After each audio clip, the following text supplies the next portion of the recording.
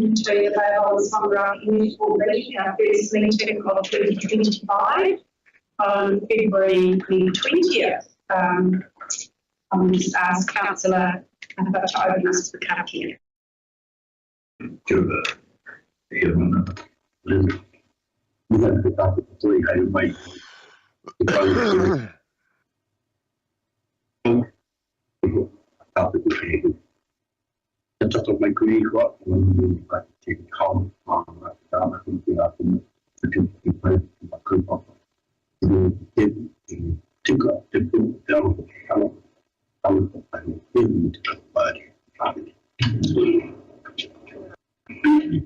And just for those of you watching us online and the guests we have in the room here to speak to the applications, we'll just introduce ourselves so you know who we're dealing with, starting over here.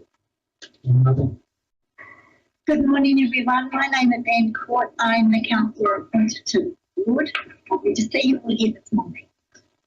Tēnā koutou katoa, ko Jane Hindle tōku ingoa. I'm Jane Hindle and I'm the representative for Rasikororaraka and Opua and Maramaku. Morena, Tyler Bamber. I am the Waipapa rep on the It's getting hard to understand. My name's Lanier. I represent Kerry. Underwood, I'm your chair for the day, and I am applying here Waitangi representative. I'm the democracy advisor for this.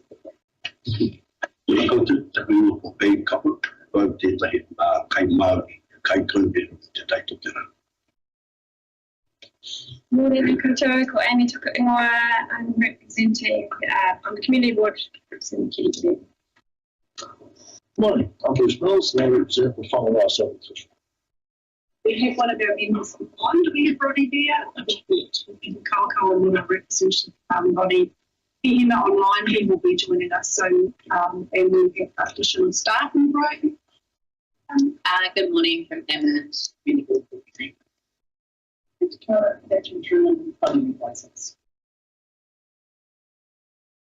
I'm Tuesday. And Can I just do that? Oh, yeah, go. okay, yes, We do have one, two comments. Oh, I'm learning.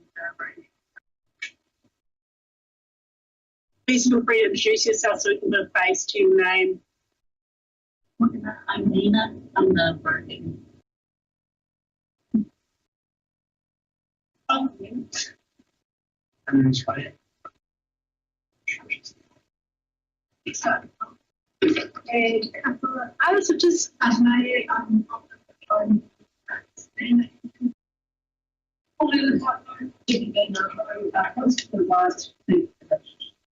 they not to see about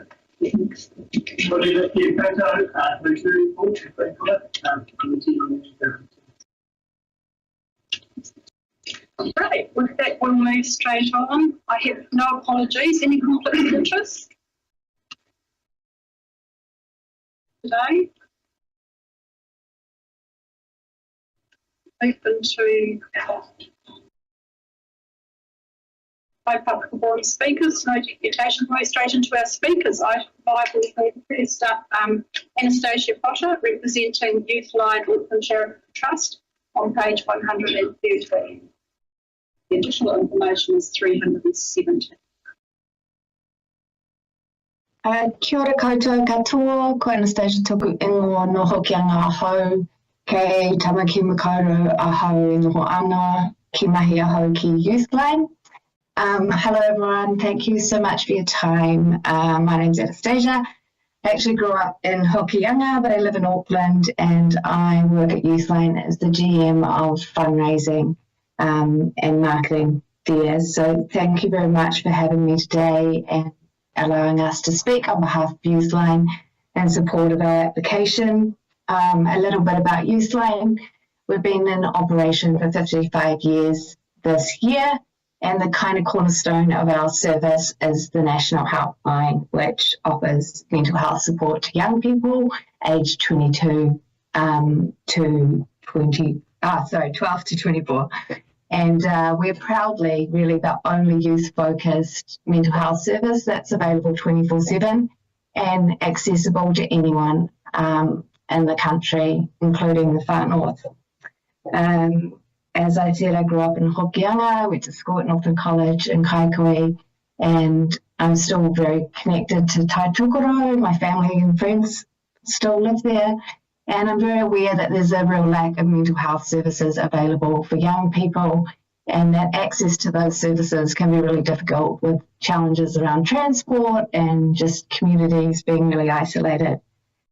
And we're also aware that the suicide rate in Northland is still 33% higher than the national average. So we really see that the Youth Line helpline can kind of help plug that gap in services and meet that demand for young people in the far north, and that's why we're here seeking funding support. What we're seeing is definitely that the youth mental health crisis seems to be getting worse. The demand for the helpline's never been higher, and it's growing by the day. We just had our busiest January we've ever had. And we're also seeing a real increase in the severity of what we're dealing with. A third of the calls and texts to the helpline now are high risk. So young people experiencing suicidal thoughts or at risk from self-harm or experiencing abuse. And unfortunately, in the face of that increasing demand, we've seen a really significant decrease in our funding. Over the last financial year, there's been a 42% decrease in funding. Some of that is from government cuts, some of that is from corporate partners, reduction in grant funding, and also just the general public. The cost of living crisis is really having an impact on people's ability to donate. And we're currently finding it very challenging to raise the funds that we need to keep this critical service running, and are operating in quite a significant deficit in terms of the helpline budget. We see it as a very critical service for rangatahi, especially in rural areas, and today we are seeking $8,000 funding towards the running of the national helpline.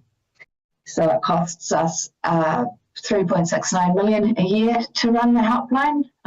About 1.2 of that is funded by government, but the rest we have to fundraise for from various sources.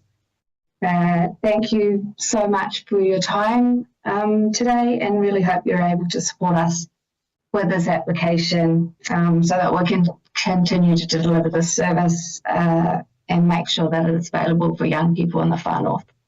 Ngā mihi nui. I'm happy to answer any questions. Anastasia, for a little bit of time, I'm sure there's some questions. Good morning. Do you approach the other community boards in Northland? Yes. Yeah. I have presented to Te Hiko this week, and I'm speaking to Kaikoui tomorrow. Okay. And proportionately, are they the same?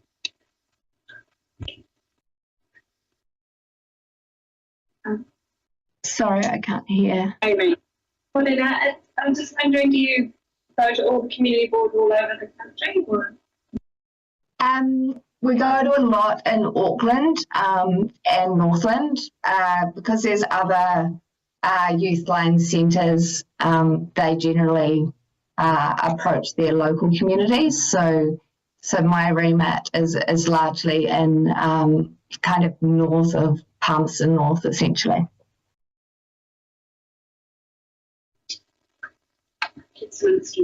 Not all councils have community. Anastasia, the figures that you've given us in the report lump Northland and Auckland in together, which makes it quite hard for us to understand where we sit. I think it would be really helpful for us to know whether we proportionately, and I know you said the 33% higher in suicides, which is a pretty telling statistic. Do you have at your fingertips a rough breakdown of the percentage of courts that are actually from Taitokoro?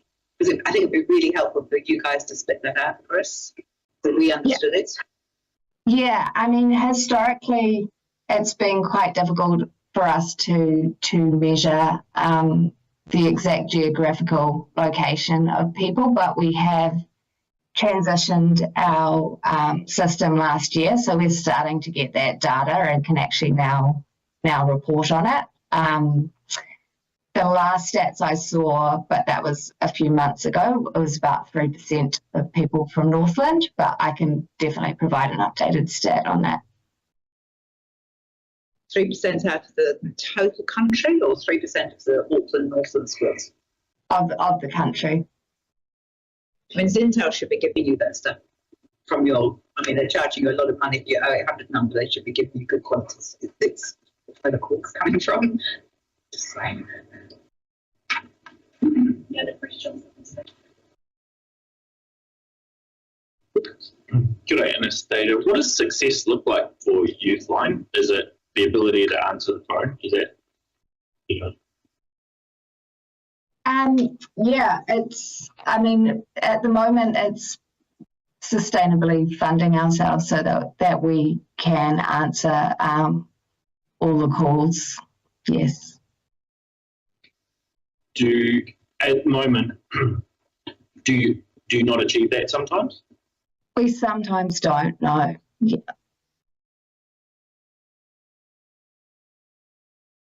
And I think, you know, it's changing quite a lot now. Like it used to be like very call based, but now we have opened it up to text and web chat, and we've just launched it on Instagram and WhatsApp. So what we are seeing is a reduction in calls. About 80% now of contacts to the helpline are via some kind of messaging service. But obviously that increases the volume quite dramatically.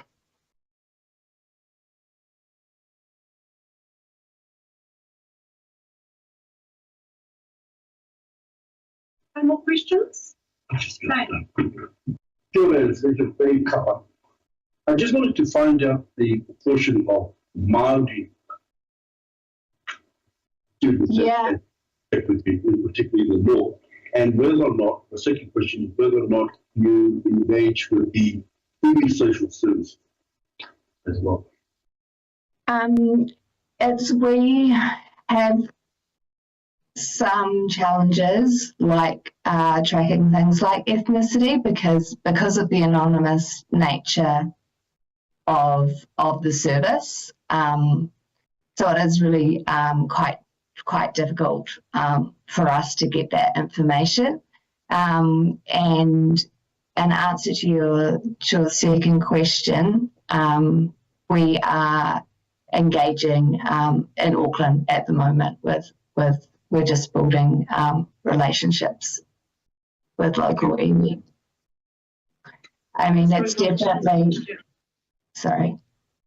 We do have in page 330 in our additional information a breakdown of ethnicity, which is there's a lot of additional information here, so it took a bit of digesting, trying to break it down. But it definitely is helpful, and we can look at when we make our decision a bit later in the day. Yeah. So some people do give us that information, but not everyone. So we try and gather as much data as we can. So is there, do you send to the central government kind of statistics monthly? Because it's a bit of a all out, we come into local community boards, pretty much the lack of focus on mental health from the central government. So does your data go to them regularly to show that the need that is out there? Sorry, I am having a little bit of difficulty hearing the question. I was just wondering what are you doing, because it feels like you guys are having to come to community boards because there's obviously an increased need for the helpline, and that kind of a fallout of lack of funding, I don't know, for secondary mental health services. So does the data that you receive go to central government regularly to show the need? Yeah, we do report back on our contract, yeah, for sure. But we've been told that there there's no money planned in the budget at this point for mental health outside of the Mental Health Innovation Fund.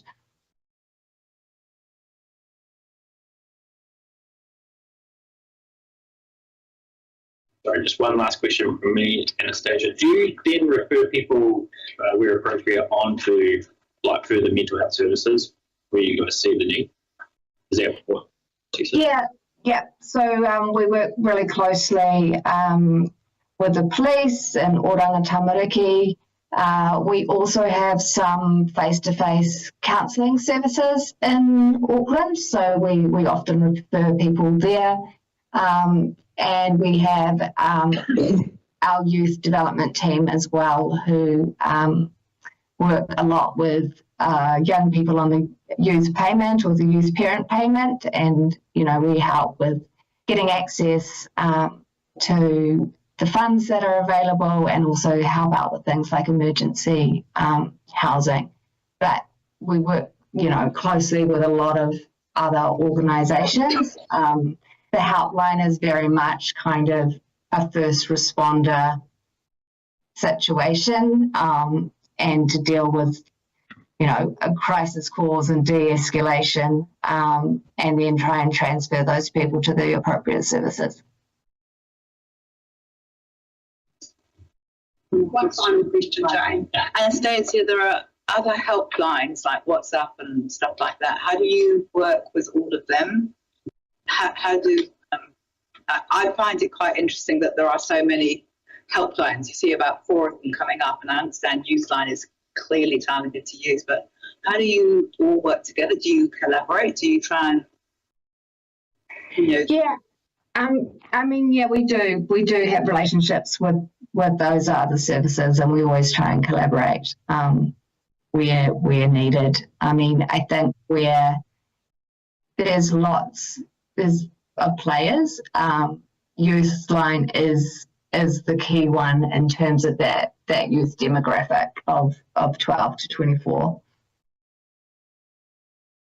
And I think that's our specialty. All of our staff and our helpline counsellors are all trained in the appropriate way of dealing with young people's mental health. And one final question, that 3.9 million, is that for just the Youthline, or is that for all of the services that you were talking about in total? That's just for the helpline.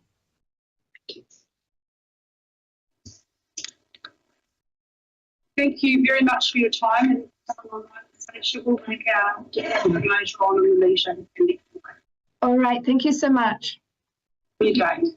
Cheers, ka kite. We will move on to Denise.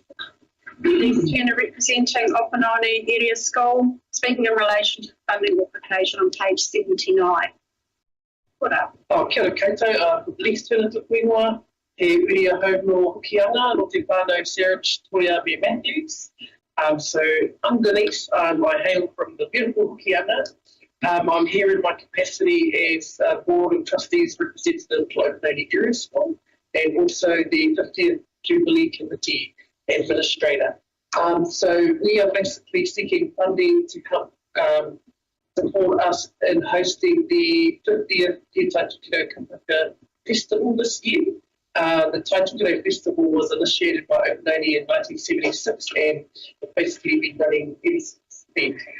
Each year there's a different hosting school. So this year it's come back to us for the 50th and being the 10th year, which we always get it back every 10 years.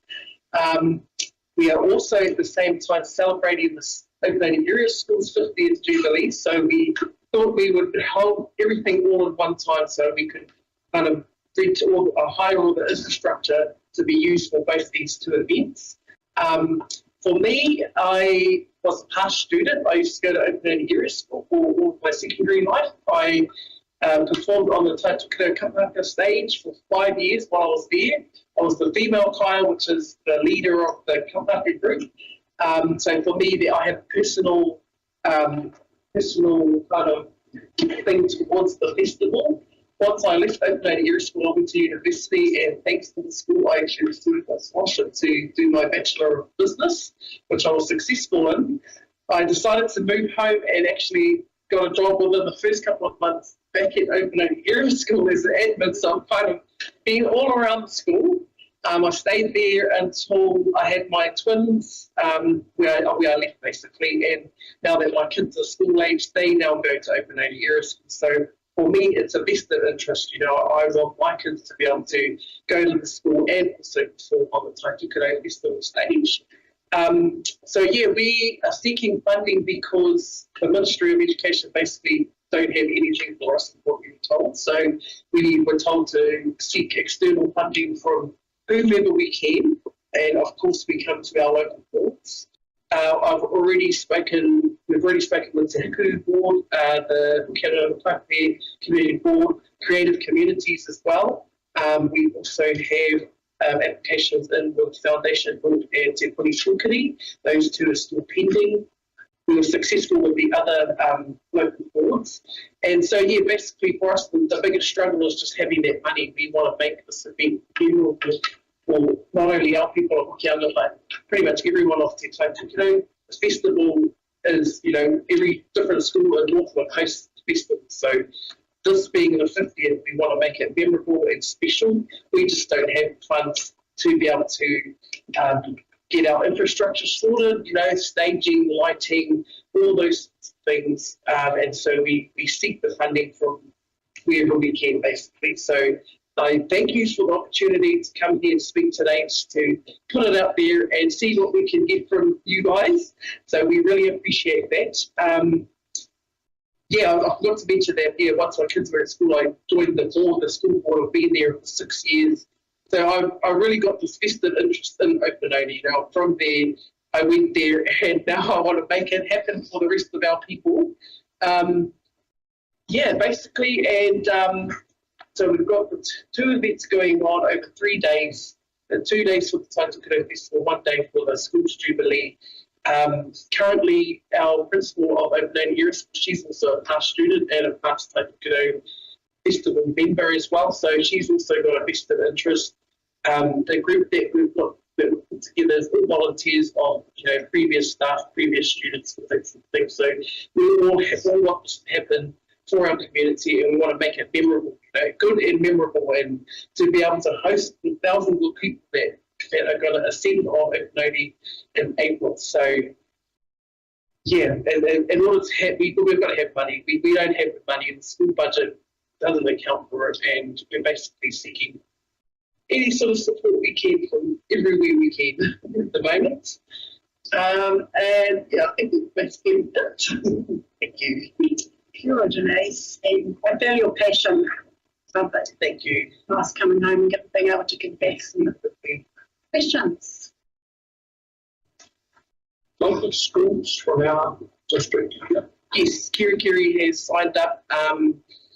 Yes, pretty much all of them have signed up here in the Taitukere region. It's just the Whangaroa and the Kaitaia schools that are yet to confirm. We've got 18 schools confirmed at the moment, with about 9 of them still waiting for board meetings and staff meetings to confirm. You could have up to 30. Up to 30. We've sent out 31 invites. 2 of them have declined, which was Whangaroa College and Whangaroa, because they've only just started their year 9 and 10 there for the night. So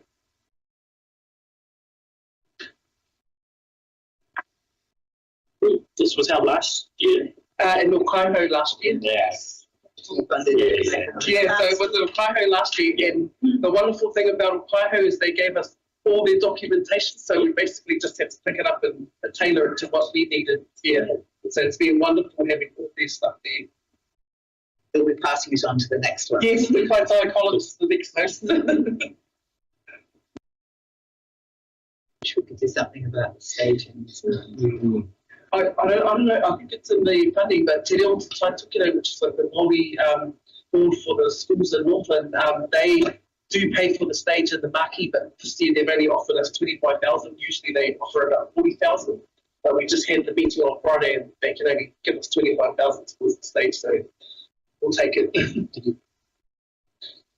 Denise, it's normally just 2 days, isn't it? You're doing 3 from the 50th.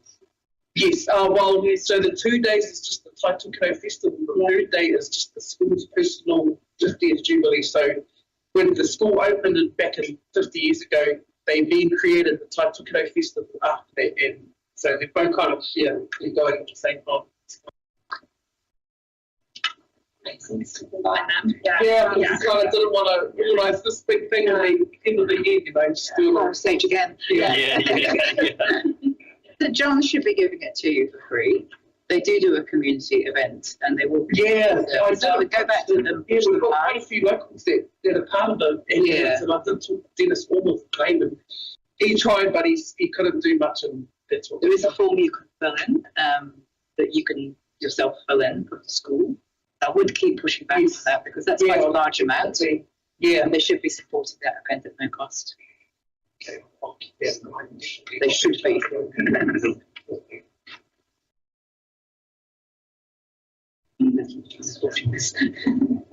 Denise, I don't know if you've got the additional information in front of you, but I just had a question on page 209.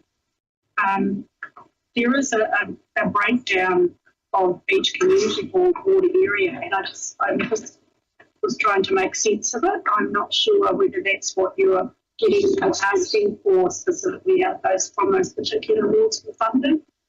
Basically, I applied for 10,000 for each community board. Last year's cost. Well, that's last year, by 2024, but last year's festival, you're right. Okay. So that's the information I was handed out.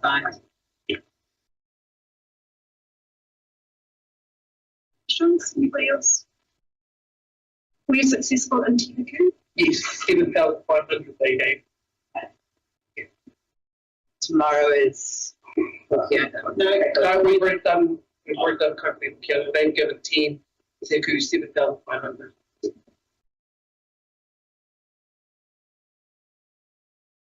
Hello. Lovely. Thank you very much. Feel free to stay, but we'll make our decision a bit later. Cool, no problem. I want to stay in here. Do we have Nikki Bartsey? No, so Nikki was in relation to the road safety education commission that we asked to let lie on the table last meeting, so I think we let lie again until somebody comes to speak to it. We'll have to. It started already, isn't it? Thank Yeah, twice. I mean, you know. We just made sure. They were looking at June and the expertise they were actually looking for funding. Madam Chair, just before you leave there, it would be helpful to get some information from council officers on the REAP contract. Which contract? Okay, yeah. Rural Activities Program, they are contracted by council to provide road safety and that's subsidised by NPTA. I know the funding was reduced this time. I don't want to put that out there to prejudice the application. I just think that the board needs that information in front of them to make a decision. It's council report. Can we get that information? Thanks. Okay, so moving on, Jerry. Turnip Centre application on page 125. Kia ora koutou. Firstly, thank you to the Community Board for the support of our Waitangi program a couple of weeks ago. We had the harmonic resonators here, and it was an absolutely fantastic evening. Probably the most enthusiastic audience we've had in the auditorium in the last 2 years, I reckon. It was just amazing.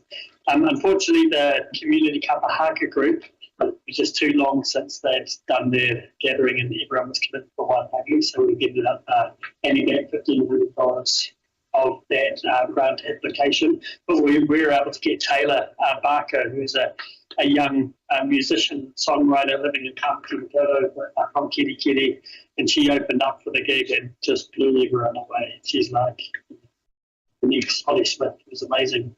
But today I'm here to present to you the kaupapa around running a Community Kapahaka program, starting in April and finishing in June. Last year was the first year we tried this. The idea came from a community research project, and a few people said, wouldn't it be amazing to have the opportunity as adults to learn kapa haka? And then at the same time, Rawi Piri from Ngāti Rehia came to me and said she'd love to teach a kapa haka group. So that's how the idea came about. We're very lucky to receive funding from the Bay of Islands Whangaroa Community Board for that. We had 40 participants from local, over 50% were local Māori participants. Sri Lanka, Ireland, one of the women doing the karanga was from Ireland. We had like local school principals from Cairo signed up.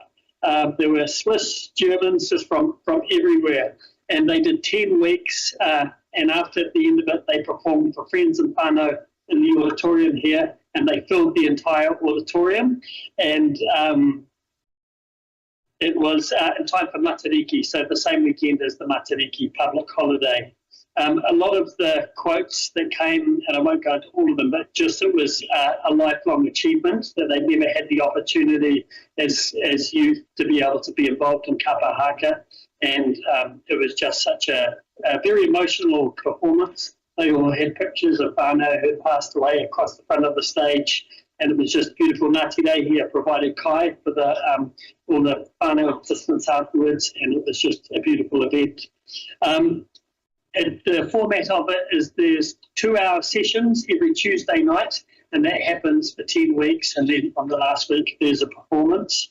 Some of the outcomes, obviously building community and whanaungatanga among our community, understanding of, te reo, te ao Māori and tikanga, and also celebrating, basically a local culture, our identity, especially at a time like this when, it's been threatened.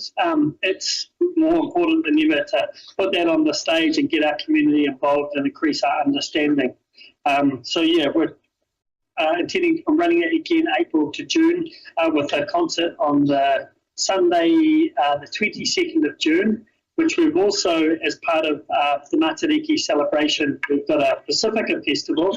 They've got a young performer of Samoan and Ngāpuhi descent, and they're bringing a dance. So it'll be like a first half and second half, just to fill it out, make it more of a celebration. Yeah. So I think that's a little summary of it. To questions. Thanks, Jerry. Questions? Jane? You are doing quite a lot of events, which is payment by koha, what you can afford. Yeah. How are you finding that is working out in terms of covering costs? Are people being generous, or where is it sitting? It's really a range. So for the last year, some people, like there were 16-year-olds that signed up last year, some people gave $5 for the program, and some people gave $120. So it really depends. You wouldn't cover costs like this, so we depend on grant funding to be able to offer that. No, I'm just curious as to what level it's sitting, how much top up is. Yeah, and so for example, at the harmonic resonators, there was it ranged between $5 and $20, but generally on the sort of lower level. But what it's proving to us is that people who normally, I've had a lot of people say we normally couldn't afford to come to these shows. It's giving us access to these shows. So, and we find that really changes the demographic of who comes along. I'm just curious if those who can afford do actually put a bit more in. They generally do, and I think it's paying what you can, so if you can. We usually put in a suggested, price. So for example, I think the reason that it's sure it's $15, people could go up and down.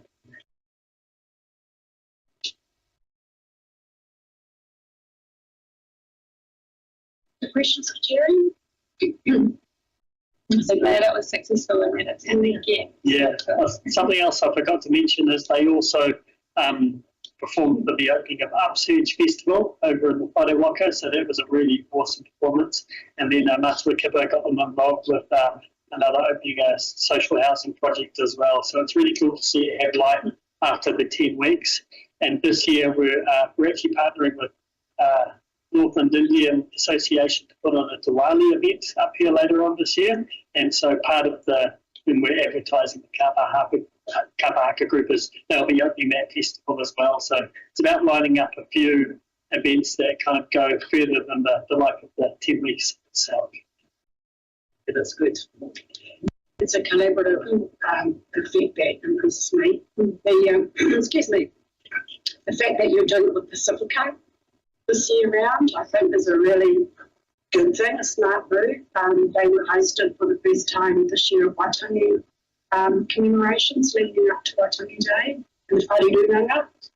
So we had all the dignitaries from Auckland and around up there, and it was for most of them the first time they had ever stepped foot in the Bay of Islands, and definitely not in Waitangi. So the more exposure and the more we collaborate together culturally, it's really something special that we've got. And so this was last year, Pacific Dance NZ, who run the Pacifica Festival in Tamaki. They brought 2 shows up here, one by Opalongi, who used to be the music teacher at Katoa College, and he put on the show. And then there was another one called which were Pacifica and Māori youth doing a hip hop show. So we started that last year, but this year they were keen to see how they could collaborate, be more involved with the local community. Excellent. Just one question, Jerry. Financially speaking, covered your costs last year with the funding that we gave you and got what you needed? It covered about 80% of the tutor fees. Yep. We ended up, because we thought last week it would be 8, it ended up being a few more. And then obviously I think we got about, pay what you can, around $2,700, which went a little way towards room, rental, equipment, having a front of house and our staff here as well. So we didn't cover costs, but it's something that we want to make happen, you know. We've got a funding application to lotteries as well, which to cover some of the costs that we haven't applied for the community board. Because obviously there's a cost of nearly $14,000 for this, and we're asking the community board for $6,800. So some of the other costs we've applied to lotteries for pretty competitive and oversubscribed funding environment.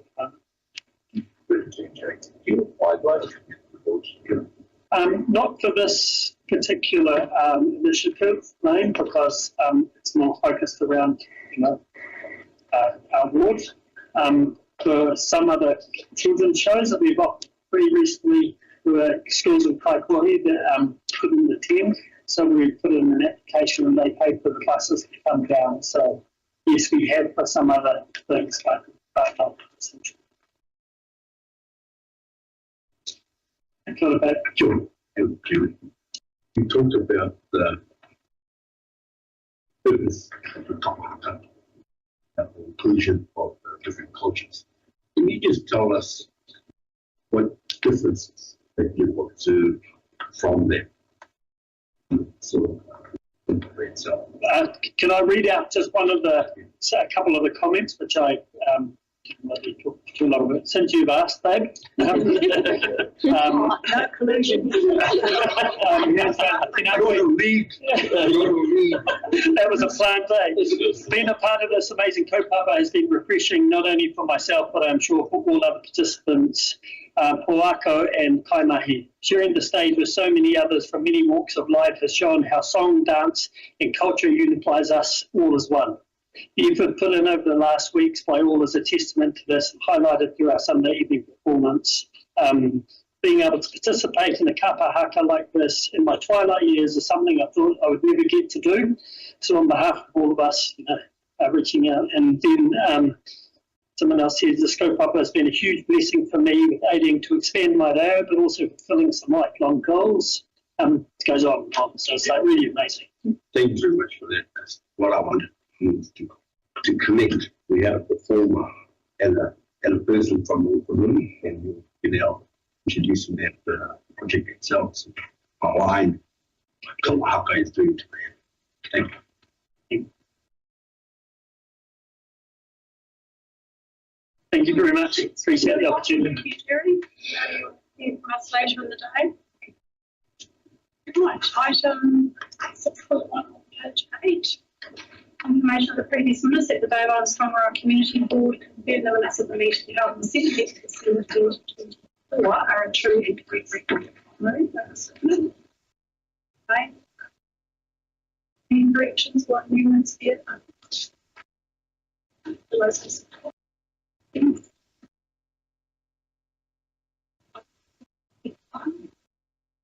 Page 15.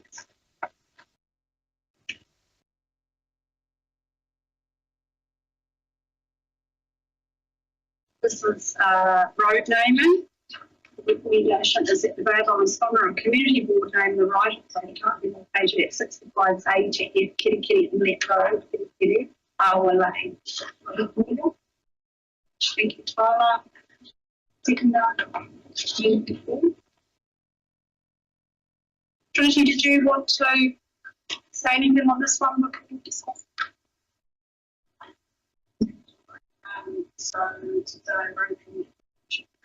Sorry, can you just come forward? We are live streaming. I'm not sure whether people can see you.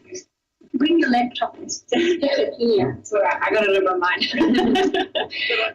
So this was a road naming application for a subdivision that's carrying down and so the property has been subdivided into now 6 sections. So this is the consent process for that last portion of the subdivision being the 6th lot.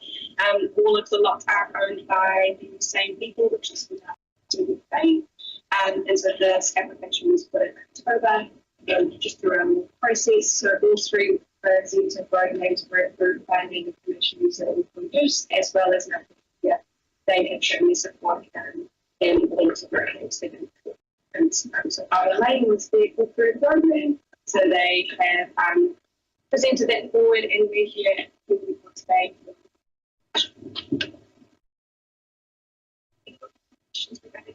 Thanks,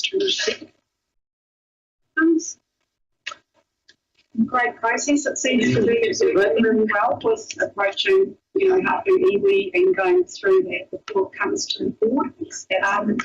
I guess the only thing that I have noticed with this process is that we don't actually get a copy of the approval. Yeah, so generally those ways in here. Yeah, generally those are based in email format. And going forward, we would like you to personally attach them. And that's just helpful. Ngāti they're here very active in this space, but and it's often really helpful for us to know who has approved the road name, or whether it has gone for committee, or whether it's just the neighbour or Joe Blogs who happens to be a happy member. I just think there's that little grey area there that I've been acting up on, but other than that, the fabulous process involving everybody in the conversation up front. I can tell you that it was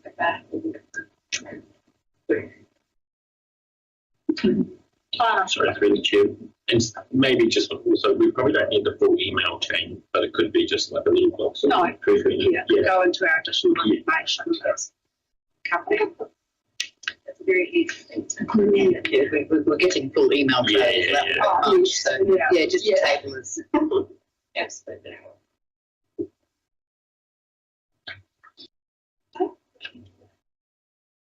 Moved by Tyler, seconded by Lane. Let's support. It's true.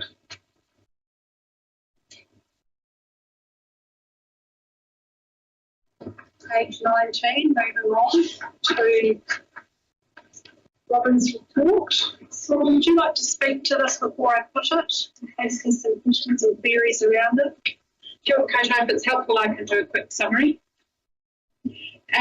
So when this esplanade was created, it wasn't identified that an easement was needed for drainage, and water does need to flow down the hill to the waterway. So I identified when the resource consent application was received that we did need one, which actually creates a whole lot of work for me, but it's the right thing to do. It means that there's a permanent arrangement where they know they can drain through this channel. We know that this is a drainage channel, and it just means it's on the title and fully recognised. I have put options on the 3rd page of the report. In this instance, I'm recommending firstly, that an easement is created. It is needed.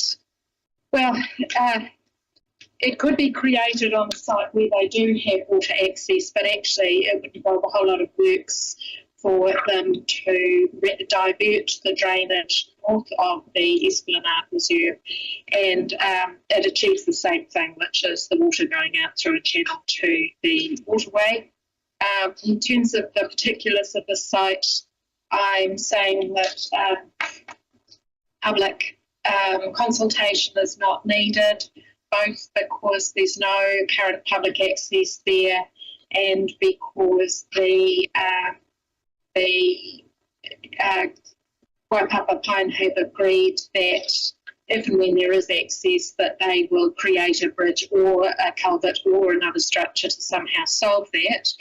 And comment from legal was that that is entirely enforceable. And I welcome your comment on that. Well, I mean, your recommendation. Thanks, Robin. It's a really good report. Chair, I just feel that the applicant advised that proof of agreements from Ngāti here is required, and they said they consulted, but there's nothing in writing. Are you satisfied? No, I'm not satisfied for this particular one, and I think the problem now is I got this report started so that it is moving forward, and probably it'll be I'll be aiming for the April council, but no, I'm not going to go with the report to council without something in writing, and the applicant knows that. Okay. There's no ongoing liability to the council at all to maintain. No, so an easement meant that their structures, in this case a ditch, are confined within the easement. And of course we have easements all through the Farmers District Council, all through the country for exactly this. So it's a really common thing that doesn't require anything complicated. They will need to maintain their structures for the purposes of keeping the resource consent and for continuing their activities. So there hasn't been any risk identified. And certainly an easement reduces risk because it says this is a Waipapa Pine structure as their responsibility.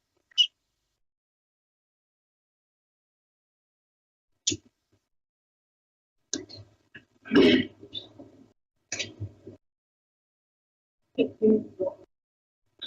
I see things like pool logging, I go, page 29, they Waipapa are pleased to develop a new dispatch yard and water treatment building for them, right? And that obviously won't come back to us, but will that be done in conjunction so with Ngāti Reo here when they go ahead and develop that, as to the fact that that's completely contained, because they do claim that no processed water or trade waste discharges are proposed for that. So I guess well, in terms of whole containment plan that will come with that form. Yes, so I'm not an expert in that area, and I'll leave that to council because it is also subject to a resource consent for the upgrades.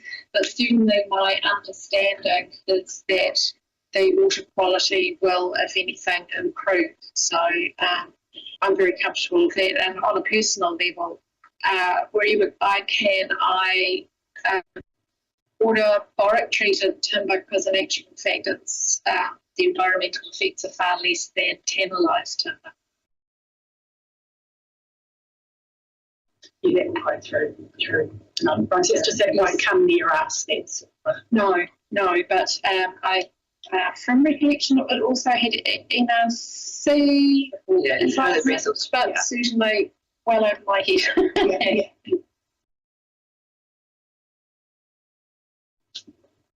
yeah.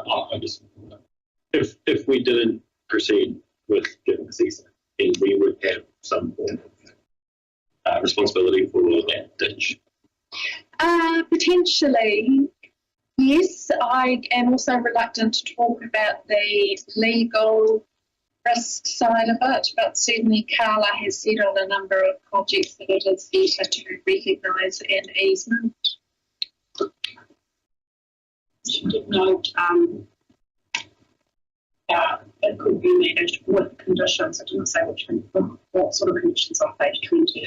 Oh, right, certainly in terms of the conditions at a later part, you know, or if this happens, then we will. There was discussion between the two lawyers, the applicant's lawyers and our lawyers, and it was agreed that it all could be written into an agreement. And yes, so I'm sure that is possible. And also, certainly, I don't think it would be a good look for Waipapa Pine to renege on an agreement like that. Sure, I'm sure a lot of discussion's gone on behind the scenes on this one here and on that effect on you. This is only a recommendation, so this will go to council and make a decision anyway, but it's good for us to be informed on the ground as to what's intended. Okay, so with that, I'll put the recommendation that the Mayor of Osborne A recommend to council as follows. If the Parliament was through council and its role as the executive body, the local purpose Esplanade Reserve, Plot 3 DP 376253, and CFR 318792, and pursuant to its powers under section 48(1) Reserves Act 1977, the granting of a stormwater drainage easement shown as A on LT Plan 605935 over the local purpose reserve, subject to it, 1, meeting Reserves Act 1977 requirements at no cost to council, and 2, including a condition that requires the landowner benefiting from the easement to provide their costs and access structure over the drain if the reserve becomes part of an accessible network. B, pursuant to council powers under section 48(3) Reserves Act 1977, public notice is not required as the reserve will not be materially altered when public access is not currently required. Do I have anything? Thank you, Bruce. No, Tyler, thank you. Those in support? Against? It's carried. Thank you. Thanks for coming, Robin, to explain that. Next one.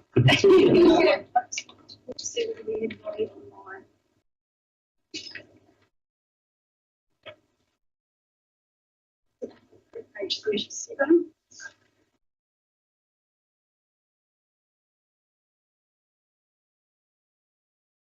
An application for easement and license to occupy over Russell Esplanade Reserve. Did note a typo on the area where structure is visible, not more. And 2 recommendation.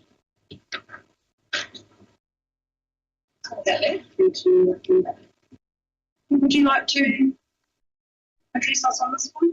Sure. So the background for this one includes that there was road drainage diverted down a gully, and it kind of affected the hydrology of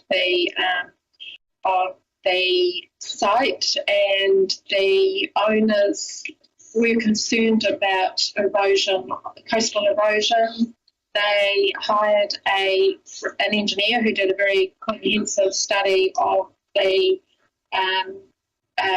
both hydrology of the land and the coastal processes, and they've made recommendations for changes. And certainly I'm very comfortable with the level of, interrogation of the issues here. So we do sometimes get applications from people that say, I want a coastal wall or something. And, we expect that there is a good level of, a high level of engineering behind that. And yes, I'm certainly comfortable that it is a suitable response. Since this report was written, we have received signed plans from Ngāti Kuta, so those are now on file. So this, if you are comfortable with the recommendations, that will proceed to council. I have been to the site. It's not exactly landlocked, but it's certainly difficult to access. About there yesterday and couldn't get anywhere near it. Oh, right. Oh, well, I'm sorry, because I know that the owner would have been very happy for you to visit. I mean, you can walk down from the road. It's just that there's nowhere to I park. couldn't work out how to get through because of all travel. Right. Anyway, Yes. so clearly no public access. Well, there is access from all adjoining properties, and certainly I know the owner says that the neighbouring properties absolutely do use it, so it's a bit of a, very small community focus for them. But no, access is definitely difficult.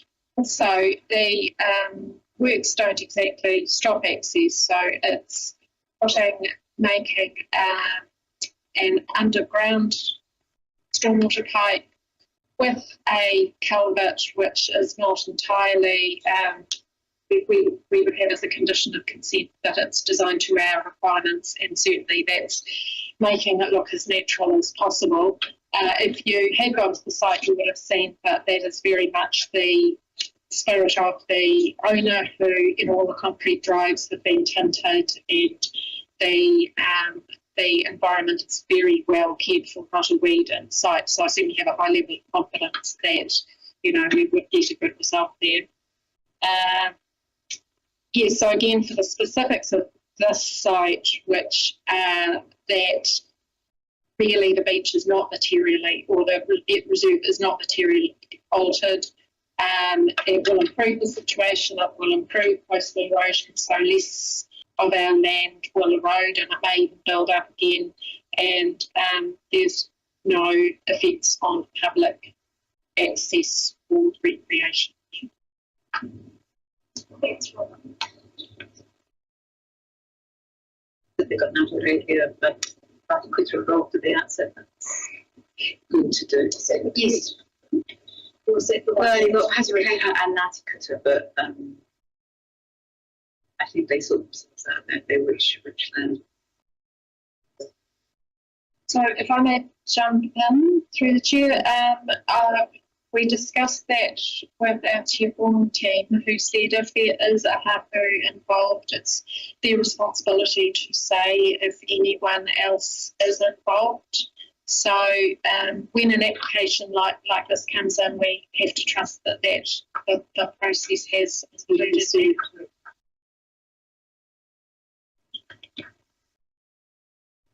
I haven't been to the site, seen from the water. But it's difficult access and there is no parking. Is it signposted in any way? Are the public aware that they're shaking the head here? Are the public aware that they can access, or is it just exclusive for neighbours because they actually know they can access it? So no, it's not signposted. I'd be reluctant to see it signposted because you wouldn't want to encourage people to park in an area that was unsuitable. I do strongly support signposting. For example, there are lots of connection reserves around Kirikiri, for example, where we do signpost it and where signs disappear, or so in this case I wouldn't think it would be a priority to signpost it. However, someone with a mobile phone with a GIS map would know that it was there.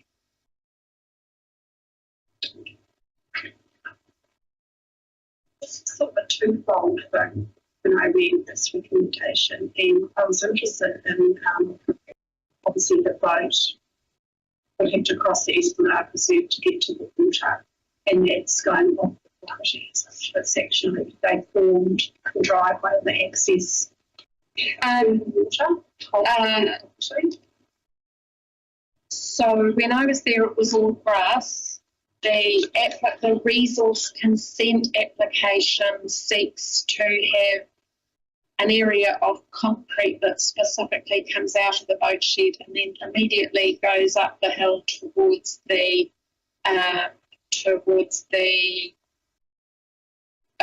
driveway. which is formed, recollections formed on their site, but not on the Esplanade Reserve. I specifically asked about that and was sent photos from both the planner.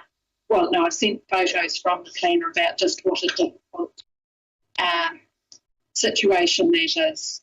That, because it's essentially removable, and if the boat shed was changed in the future, we wouldn't want an easement there, it will be a licence to occupy, so that would be the delegation of Trent Blakeman. Well, that's what I'm looking at on page 47, is it? Is that? Yes. Without doing the site visits, trying to not having the topography, it's just making a flat map.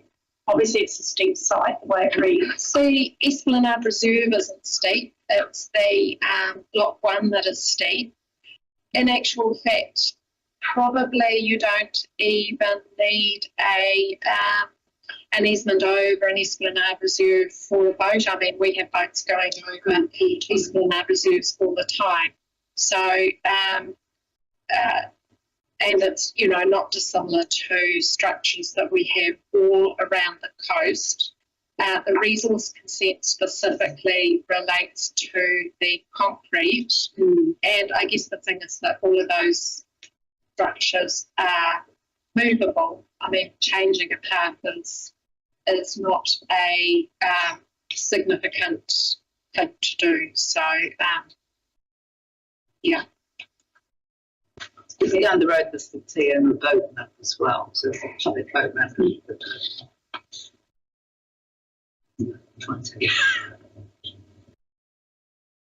So we've given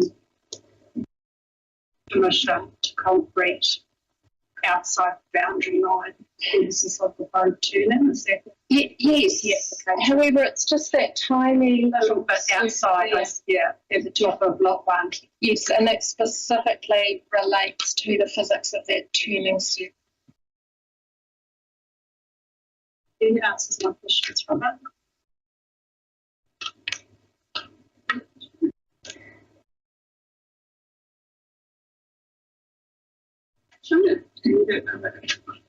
Yeah, it's difficult when you haven't had a sign with them. And let's say I did drive out there and failed. What's counting that?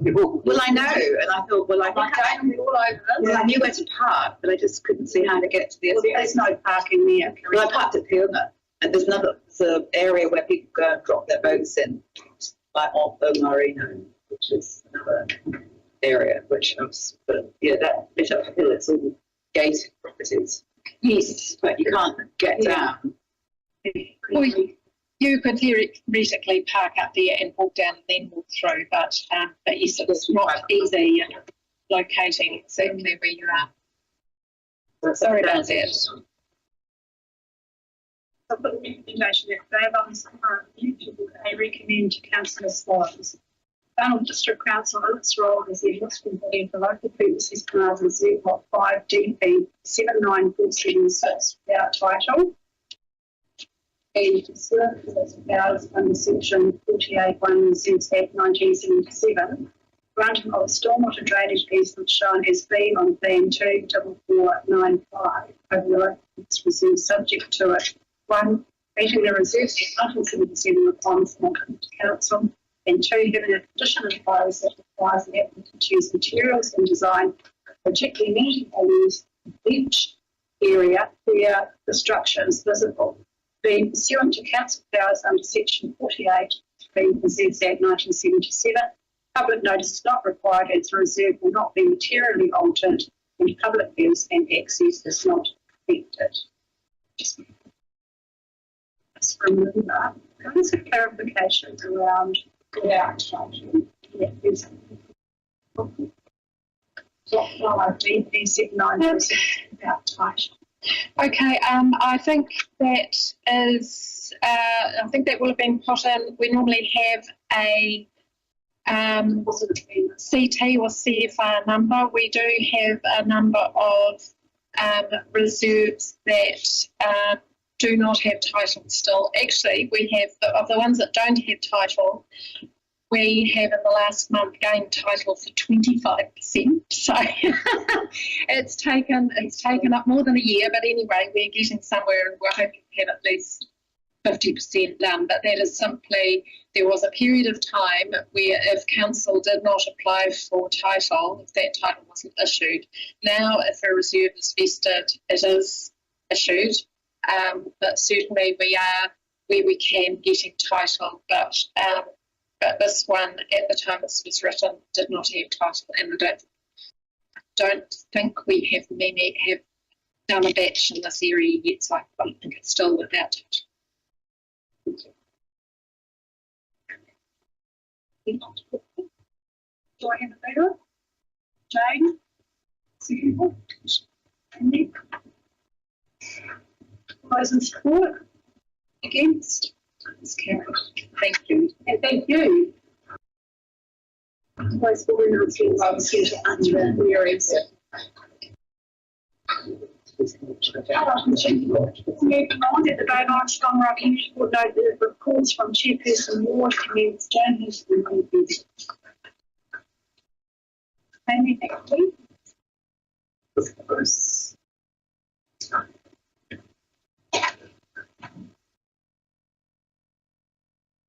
Mine is red, seems a bit historical, dating back to the 1st of December. It's about a lifetime to me.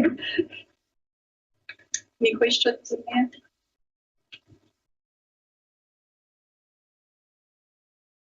On page 54, I put a copy in transparency on my comments in relation to the Whangaroa Falls community area there with the 18 sites of 17 house lots there. Going in there at Whangaroa Falls. I'm really concerned. I have had a response, which I haven't got printed off to you. I have since received a response around placating and trying to mitigate my concerns over the pedestrian and traffic safety, and I still am very concerned even with the response I've received. And everybody knows the top of Whangaroa Falls there. As you go down the hill to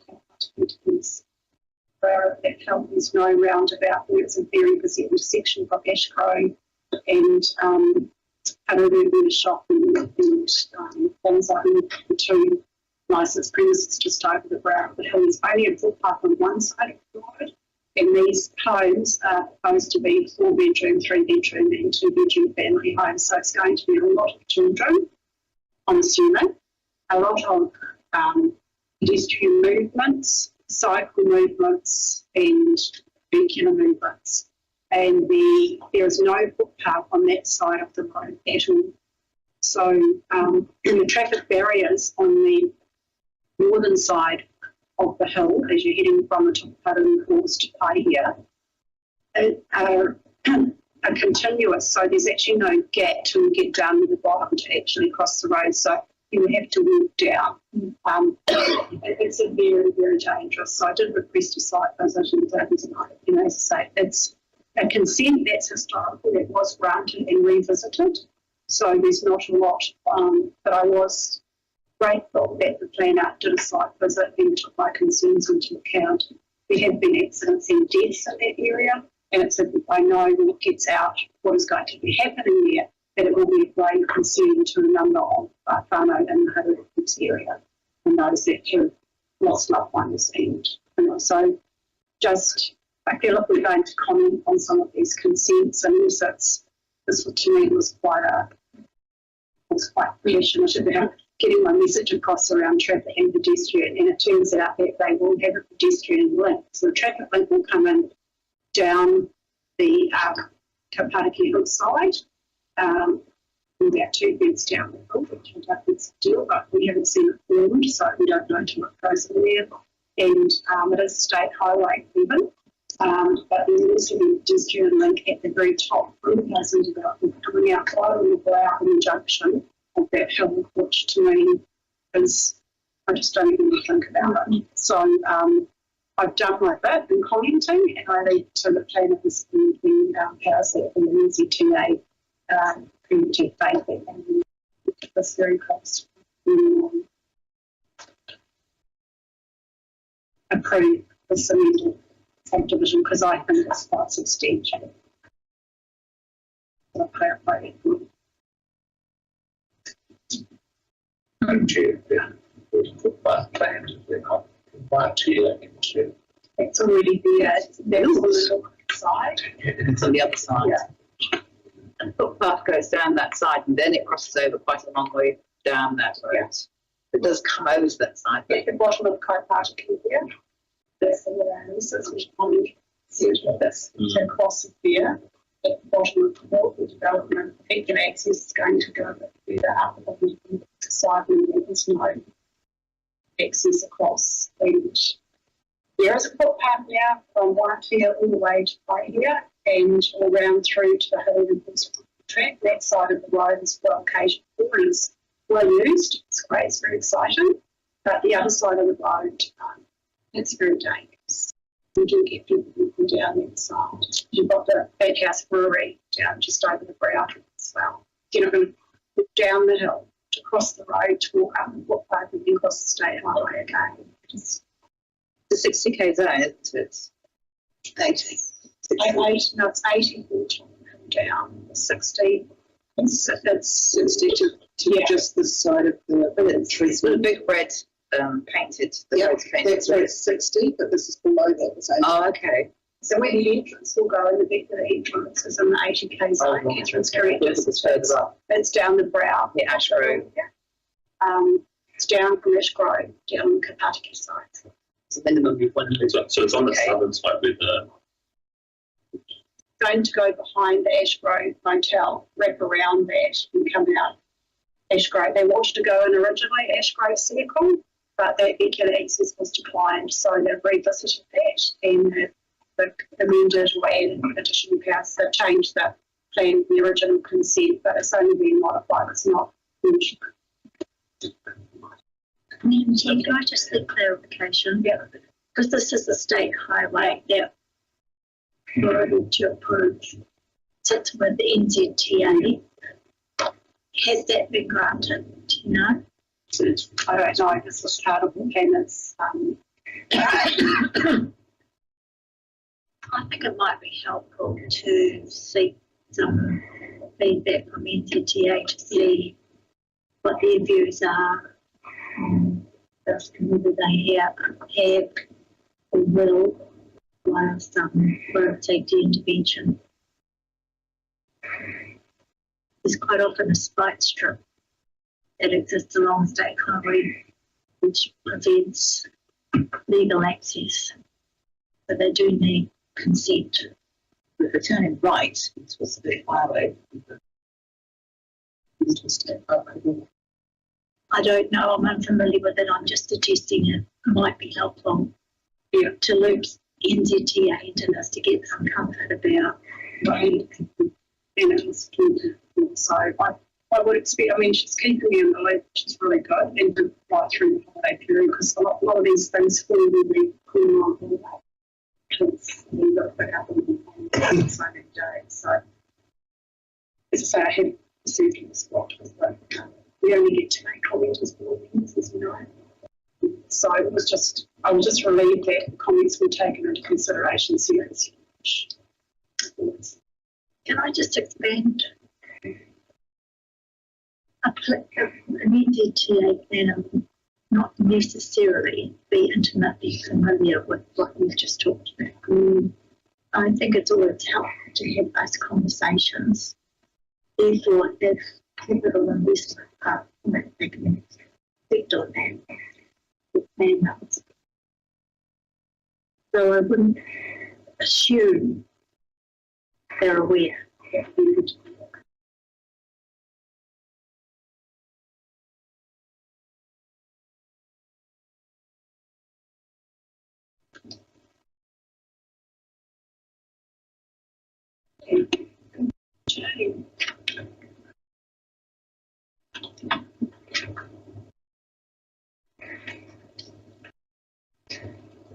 You're in to report. Questions? Christmas on the Strand. I was just a bit concerned, Jay, that a number of the negative interactions were directed at you personally. Oh yeah, that is. So I just checking in. You okay? I wasn't at the time. I mean, I had maintained that I was not going to take some comments personally, but I had a pretty rough segment over a period of 3 days, and I really wanted to work. So I called everybody out, and when council finally came back to work, Roger came over and, you know, we had a chat about how to look at things. It's been not a pleasant experience, and some of the residents on the opposite side, people have been abusing them for driving to their properties, which they're entitled to do. So there's been bad behaviour on both sides of the camp, of people that don't want it closed and people that do want it closed. It's just been interesting. So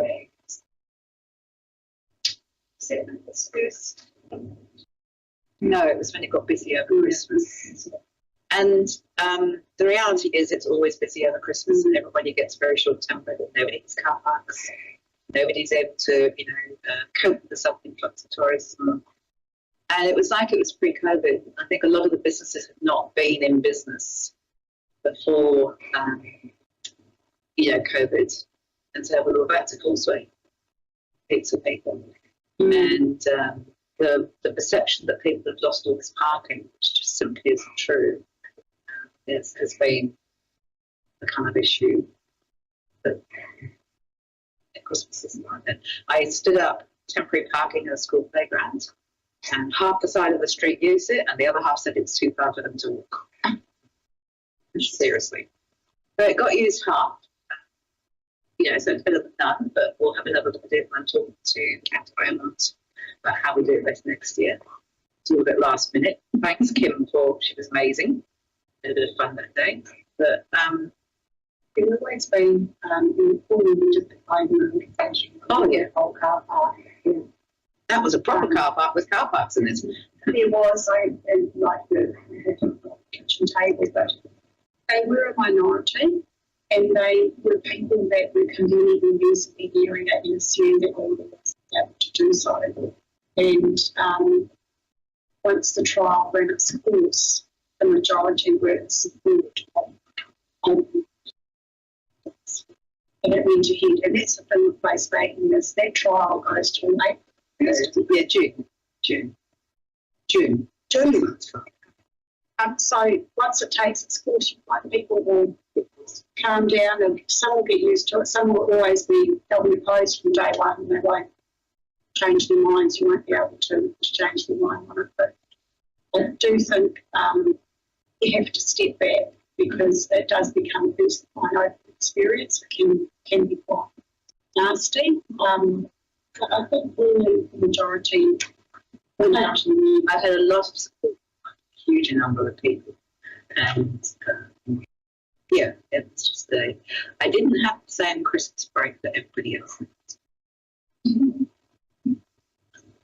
That's why I had my day off. Well, trick car park. I mean, people dealing with that and I'm dealing with the new introduction of charges and garden problems like at Women's Road. So, you know, that we've had our fair share in summer, but it's changed. People don't like change.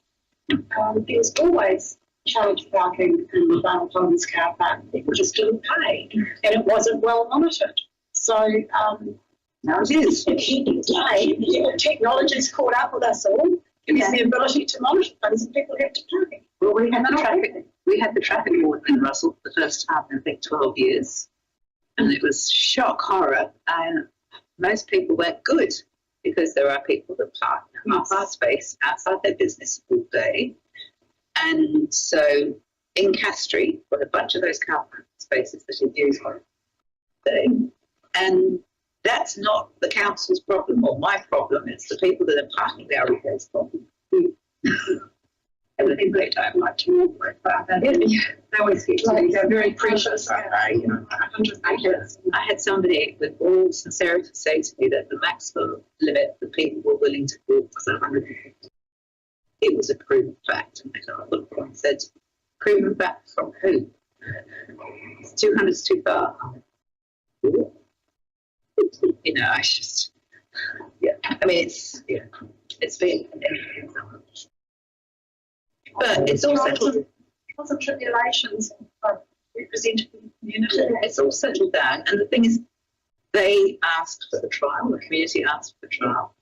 They can now see how it works as a trial. It's successful. It's showing the community what a shared road would look like, pedestrianised road would look like. By and large, most of the people are respecting the space.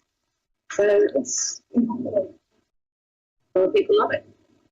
A few people hate it. Not so much a question, I just want to speak, as somebody that lived and worked in Russell in a somewhat public position.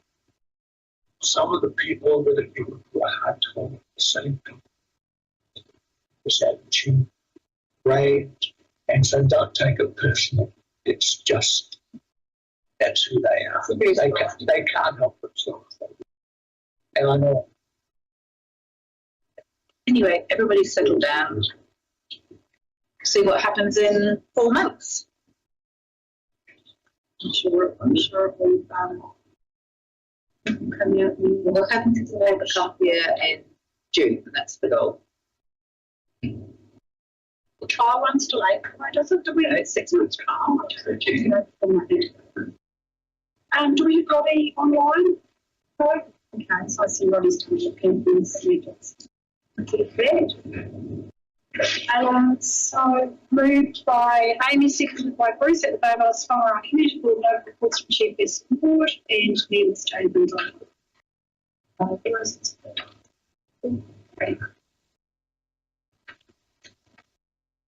we might just take a 2-minute break before we get into the copy cut break before we get into the funding applications. We can just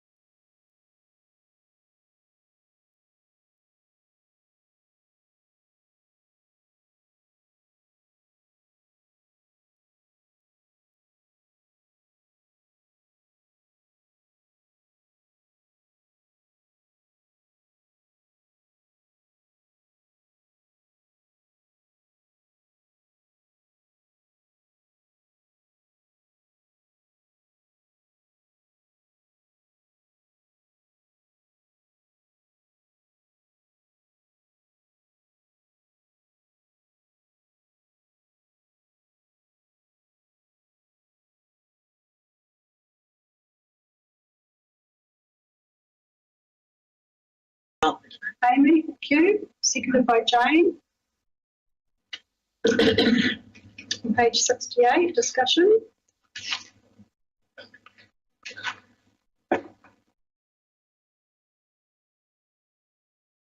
I would just like to support it. I attend most years and I really like how it's 100 different artists, small, really small, affordable, and it just, another way to bring people together with local artists or, and it's free of charge.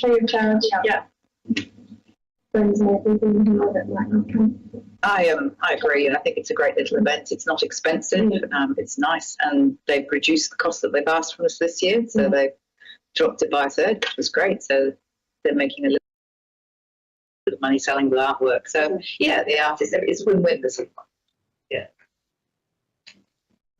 Any more discussion? I agree with you. What they said. What they said. I'll put it to the vote. All those, okay, I've got a move by Amy, seconded by Jane. All those in support? Against? Yes, carried.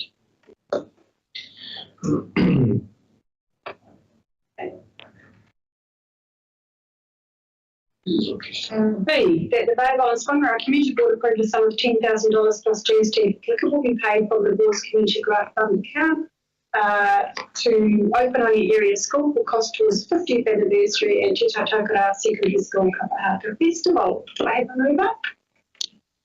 Bruce? Seconder? Amy? Bruce as mover? I certainly support the Kapahaka Festival. I don't think we should be supporting the gala. Because I think that's something for the Western board. They support that's fine, but I think that the Kapahaka Festival is fantastic. I think, and it's just amazing to the atmosphere, even the energy that's there with those kids. It's just brilliant. So I always support that. So where we go, 10,000. Yes, that's so I'd like to cut back on that. And I know they need every dollar they can get to the festival. So I'm willing to support some ideas on the numbers. Shadow and maybe an amendment. Was it Tahiti? 7.5. 7,500. Yes, I agree with that. Amy as seconder, can we speak to the $10,000? Yeah, and I mean, I'm the same. I really support the whole festival. I was thinking after we heard that they did 7.5, could we have potentially, a couple of schools going, Bay College, keeping. It's going to be 29, I think. Although This. it's not our award, is it? What? We'll buy her. Open Audio is, No, that's it's Yeah. I have it's fencing. Yeah, I'm open to discussion. I'm not. Could alter it amend it, but I do fully support the festival. It encompasses the whole of the amazing amount of participants in it. But it's almost as though it doesn't really, even if you don't have one of the schools from here, or Whangaroa or something like that. And the whole, it's the atmosphere, and perhaps next time I'll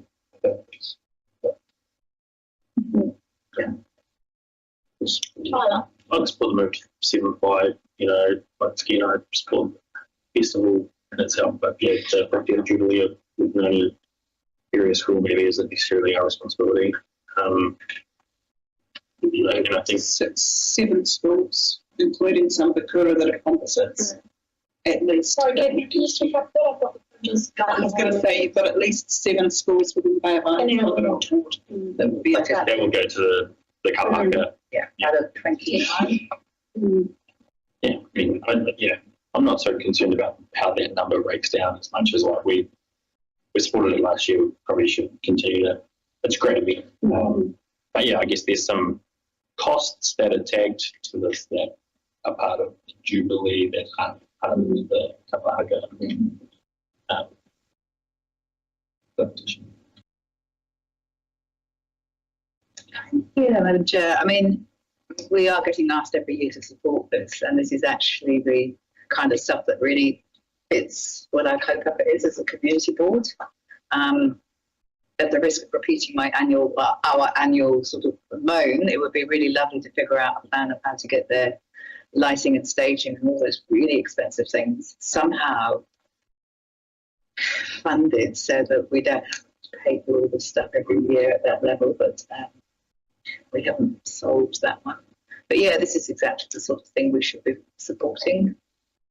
We probably will continue to do it every year because the Kapahaga Festival will move around every year, you know, and just something that as communities we need to support. We can't preempt what future boards will do. No, It's ever changing. Mix of people and we will likely be asked every year. We will be asked every year. I'm sure we will be invited to contribute. I'm happy to support the foreshadowed amendments to the house. Through the chair, it's not always in whānau, thank goodness. So, well, it's Taitokoro, so it's as far south as just below Whangaroa and Kaipara. It's borderline, yeah. Next year is Kaitaia. And that should be. We're talking, we put 10,000, we're talking around 7.5. Thereabouts. Did you want to comment? No, just, I don't think there's somebody who put the name.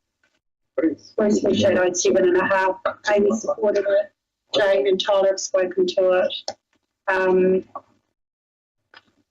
My only question is, are we happy with tagging it for the client? Because it was.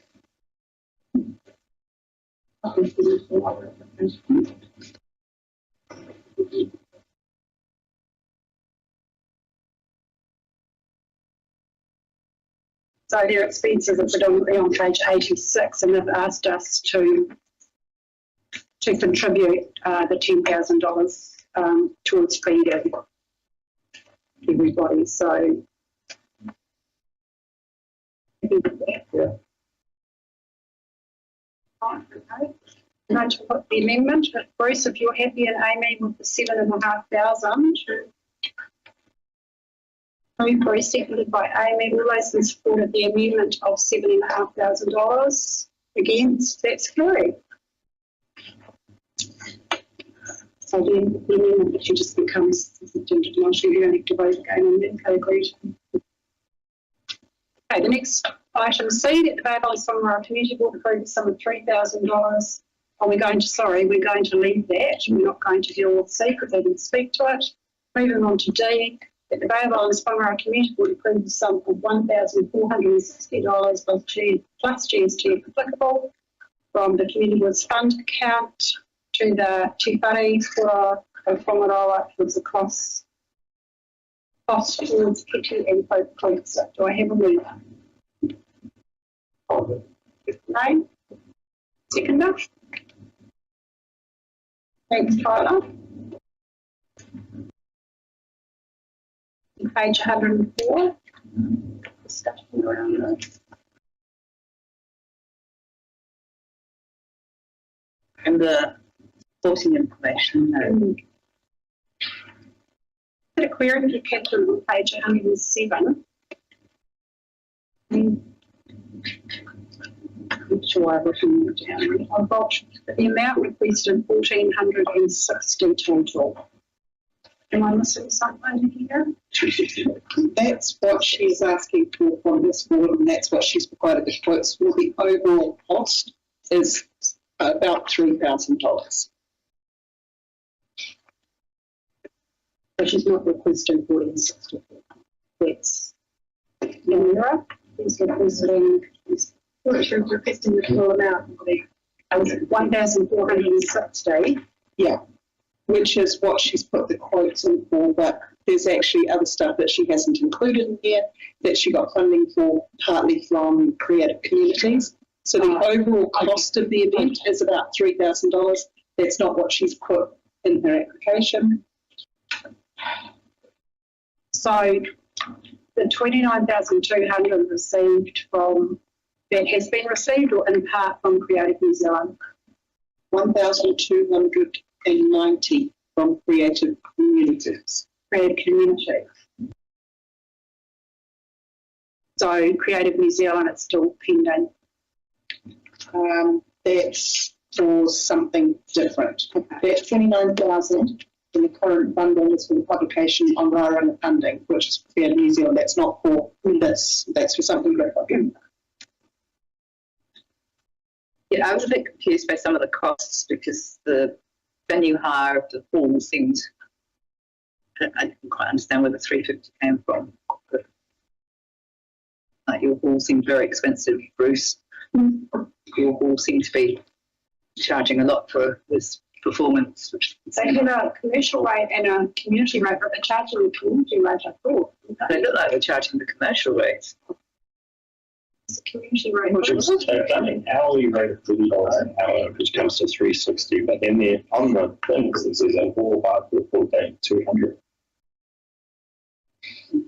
Is that the community rate? That's the commercial rates. Well, there is a charge for attending Yes, this. the community rates. Madam Chair, 50. I just thought you would, yeah. And then this is, I just get this off my chest for a second. We've got an opportunity to move something out of Kiri into a smaller community, and I think we should grasp that. We do so much for our larger places and that, and we're discussing $200 for a hall rental. I forget what the current rate is for the Term Centre. I just think for a relatively inexpensive amount of money, we get to do something in Whangaroa. I just thought his hall was being greedy. Yeah, I think we're just querying. We chase made, and I don't think it's about the event. We're just querying the community rate versus the commercial rate on the hall and the $350 price. I'm including the consultant service. That was all I had to say. The hall seems to be profiteering. I picked up on that too. I thought we're not charging anywhere near enough for our halls, Jane. Yeah. No, that's actually very high. We probably aren't charging enough for our halls. $12 an hour. There is an opportunity.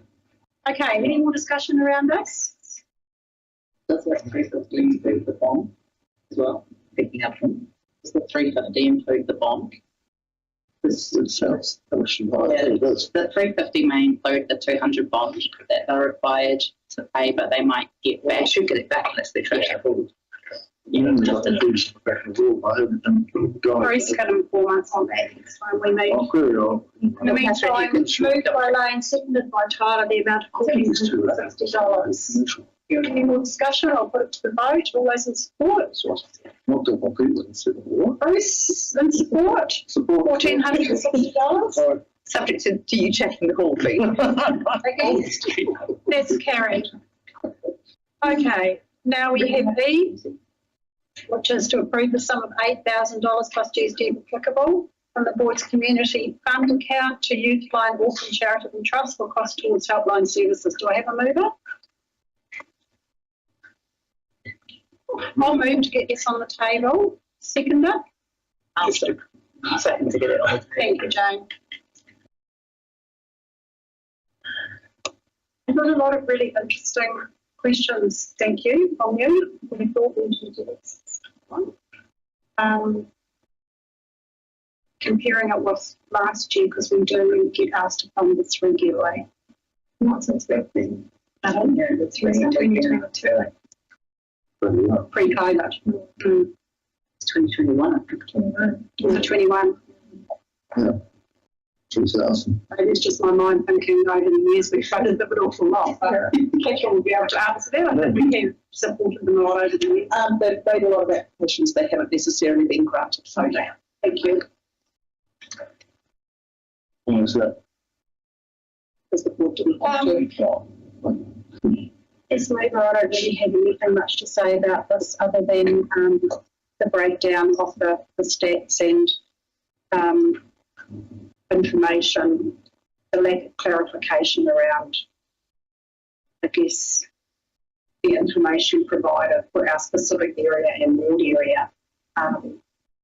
Through the chair, I will note that when they were granted the funding by Te Hiku Community Board, the board there said that it was subject to wanting direct reporting of specific outcomes for their ward. So you could put the same caveat on. So they've gone to each board. How much did Te Hiku grant? 6. They asked for different amounts from each one. They're asking for 6 from based on what? They haven't got a breakdown of stats for each area. So in the supporting information on page 5 of their application, they say for the Bay of Islands ward that they expect to help at least 313 young people because they work out on statistics and they say about 1 in 10 teenagers call for help on their line. And so based on statistics saying there's just over 3,000 rangatahi in the Bay of Islands Whangaroa ward, that would indicate about 313. Yeah. So they're saying more children reach out now more than the other two. Because you've got a bigger population. Well, they aren't saying that more children reach out. They're saying you've got more children in your ward. That's why I was asking, do they have any demographics? Yeah. So $8,000 for 330 children. But it is very, this is really silly. This is the sign of the times, though, isn't it? Well, that's it. They've got no funding elsewhere, right? That's just terrible. Are we now funding social? So I'm not going to highlight the importance of it. If community take up the funding, then the central government need to wash their hands of it. And then there's the other argument that says if we're not investing in our young people, what are we doing? You know, if we don't invest in our young people. So that potentially is because it's showing that you can't cut mental health services and expect there to be no benefit. So maybe it feels like mean, but the greater good long term. Yeah.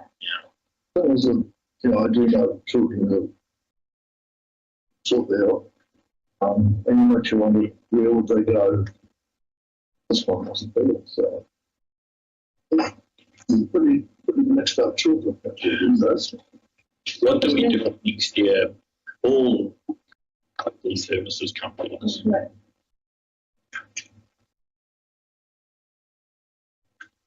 Interesting. On page 330,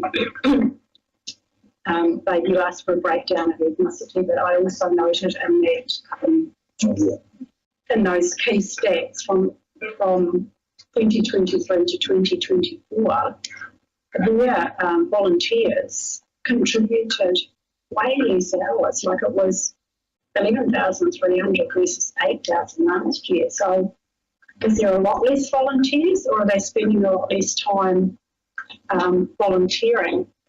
It's not clear to me, but if they're charging, if they're needing more money to operate the services and the volunteers are dropping off, it made me think, well, could they be reaching a lot more? And the problem is they haven't got a volunteer base. It's in that. And then I also it doesn't make sense, John, because they're saying at the top box, they're saying they helped 20,000 versus nearly 15 the year before, and yet their volunteers had only done 8,000 hours versus 11,000 the year before. I did note that she said that it opened up to different forms of social media. So a lot of that is text-based as well, so they're not necessarily taking phone calls, so that may... But you still respond to text. And then there's that connectivity issue around our area is how many kids have access to. In this ward, you're pretty good because most of them will have a phone. And I was confused over the therapy clients versus the counselling clients.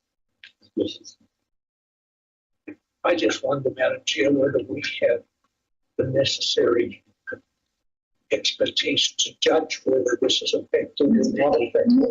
You know, we sit here and we go off into an area. I certainly don't. I mean, I'm supporting kids, but I would have no way that I could sit here and read all this stuff and whether they're being effective. I have no way of judging whether they're an effective service or not. Yeah. Or whether they're spending their money wisely, doing the right things. And your question around the other services that are out there. Babes was a very good question as well, I thought. And I guess they don't share information amongst the various services that are out there, so I don't know themselves how they know how many are actually open.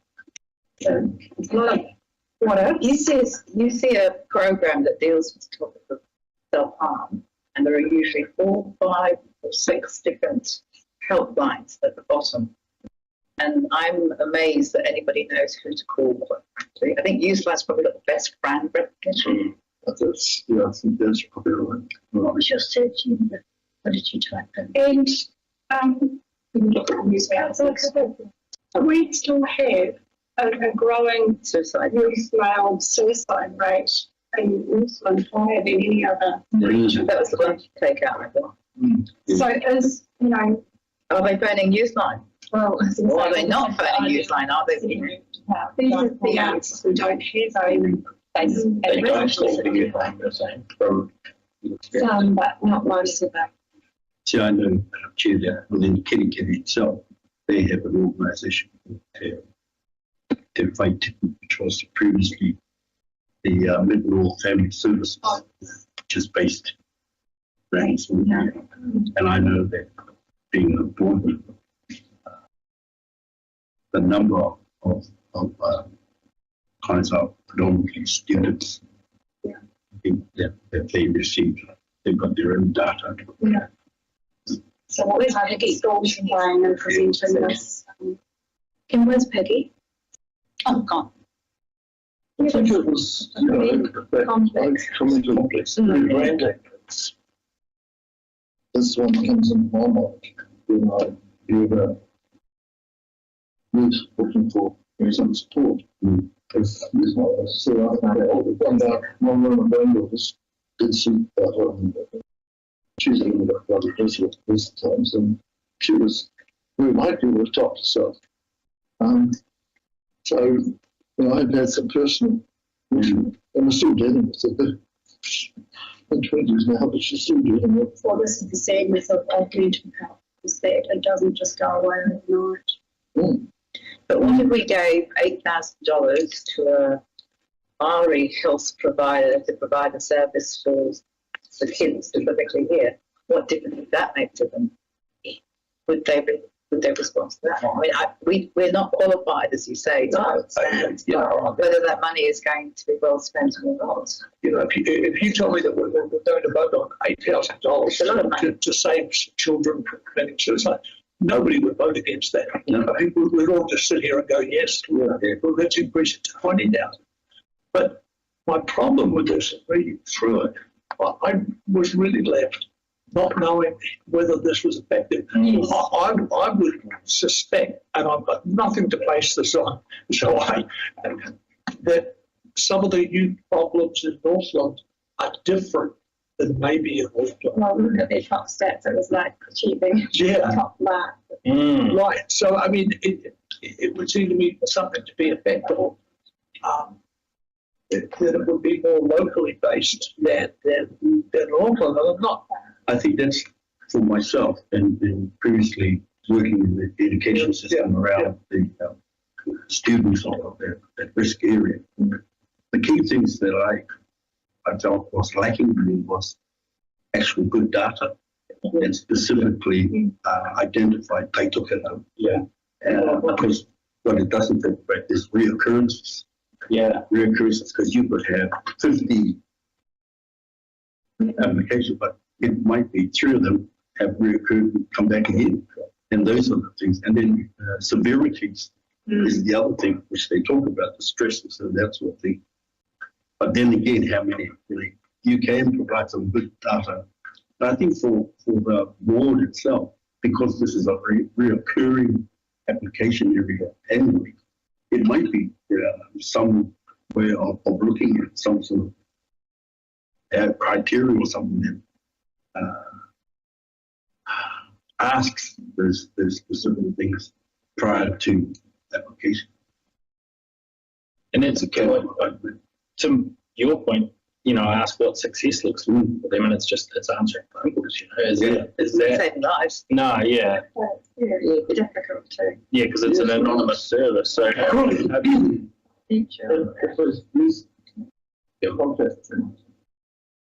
The telco providers can track where the calls originate from because the routing goes through the network, so they can tell you where the calls come from. Seriously. Even if it's anonymous, they will know where that call has originated from because they charge for it. I think to move this on, there's a desire to support the youth, and I think what Te Huku have put in place and requesting additional information moving forward if they're going to come back to us. Do you want to speak? There is some really good data through the regional economic profile around suicide and through inframetrics. At this stage, per 10,000 of population, and this was for last year, I think, by the looks of it, 1 in every 10,000 for New Zealand, but it's actually 2 in every 10,000 for Whangaroa. So my question is, does Newsline help prevent that or not? We don't know the answer. yeah, You can't bring up and be like, they didn't tell it. So that's interesting. These stats are 1 in 10, and you're saying that those stats are 2 in 10. Yeah. So, you know. And that's not just you, sorry, that's. These stats, the 1 in 10 was a nationwide, not a. Not a regional. The nation average. Which indicates there's much more need, but it doesn't indicate whether that need met by Newsline is And once doing the again, job. come back to we're not qualified to like We don't know. that distinction. In one of my brief encounters in higher education, I had to read a book by a guy named Durkheim, which was called Suicide, in which he wrote it centuries ago in the late early 1900s, I believe, and went through all the reasons why people commit suicide. And if you weren't depressed when you started reading the book, by the time you got to the end of it, you just about top yourself. But it's a complicated issue, and it's a complicated issue for children more than with adults. All different for that. I'm sure you'll know someone who's been touched by mental health in the family and friends. I think to move this on, as move, I'll put the $8,000 leave on myself, seconded by Jane, with the proviso of Te Huku's wording there, Catherine, which, if you would like to read out, send it. Madam Chair, is it worth leaving it to lie on the table and ask to come back with more detailed statistics?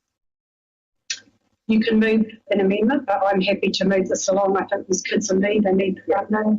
And through the chair, I think there is a risk of trying to get the application you want rather than the application that has been presented. And trying to, if you're not the best one, we should get someone else to do it. And that's kind of stepping a little bit further from. I think we've received too much information in here, and none of it is the information that we actually want. Well, I shouldn't say none of it. Making notes about what you But the majority of it is not specific to Northland and Farm District area. So we're kind of lacking reasonably informed decision making here. But I'll put the 8,000. Seconded by Jane. Catherine, can you just send the wording to Maria of if that covers what we are? So they said when the project was provided that the breakdown of assistance provided specifically for their borders is outlined. So I will find the wording that they people at the Marissa's home. I haven't seen that. We have we get the project report that we get. So they basically said, yeah, we'll get them, we specifically want the breakdown through. When the project funding will come through to Catherine, yes. specific to our area. And then that way we can make future decisions based on that information. And if they come back next year, perhaps whoever's here will pass those sentiments on when they apply, that we actually perhaps let it lie and get the information we want next time. Okay.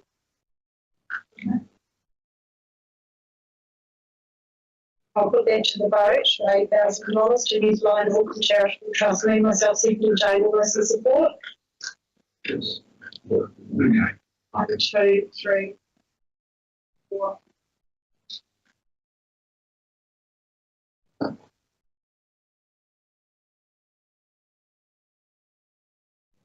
Okay, so that's carried. In support or staying? The motion, Amy? Yes, okay.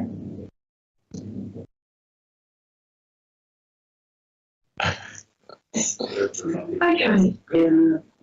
Yeah, that Bail on Whangaroa Community will support a sum of $6,500 plus VAT applicable in the Boys Community Fund account to the centre, cost towards community kapahaka classes. Have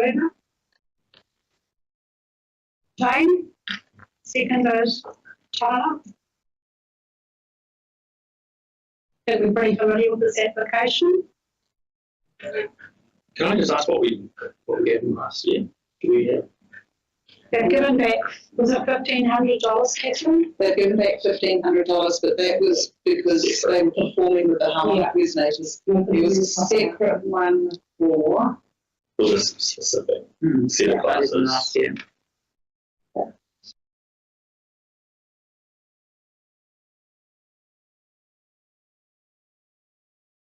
It's nice if anybody else, like, I don't know, any country.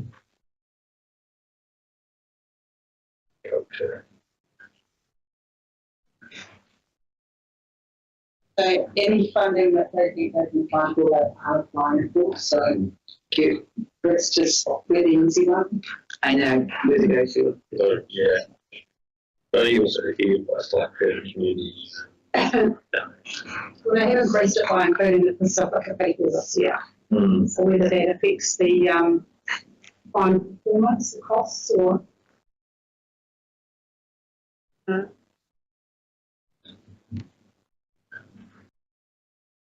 asked for equipment hire of $1,500 and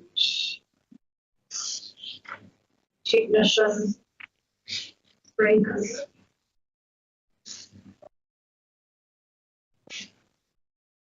Last year it was 3,200. It's granted. It's the 21st of March. And the facilitator fees are $5,000 this year. Doubled. That's double.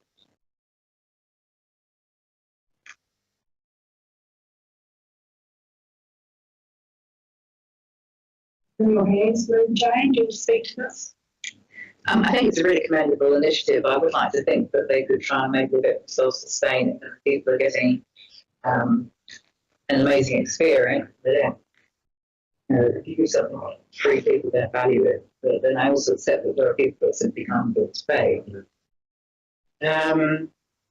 I would look at their accounts. They're not making enough money. The PNC increased fees in the facilitator area. I haven't got the comparison from last year. I don't think that's particularly good. 5,000. But it's like, it's only, On page 129. yeah, but it's not that much. 10 sessions. Yeah, in such sort of. And the final performance.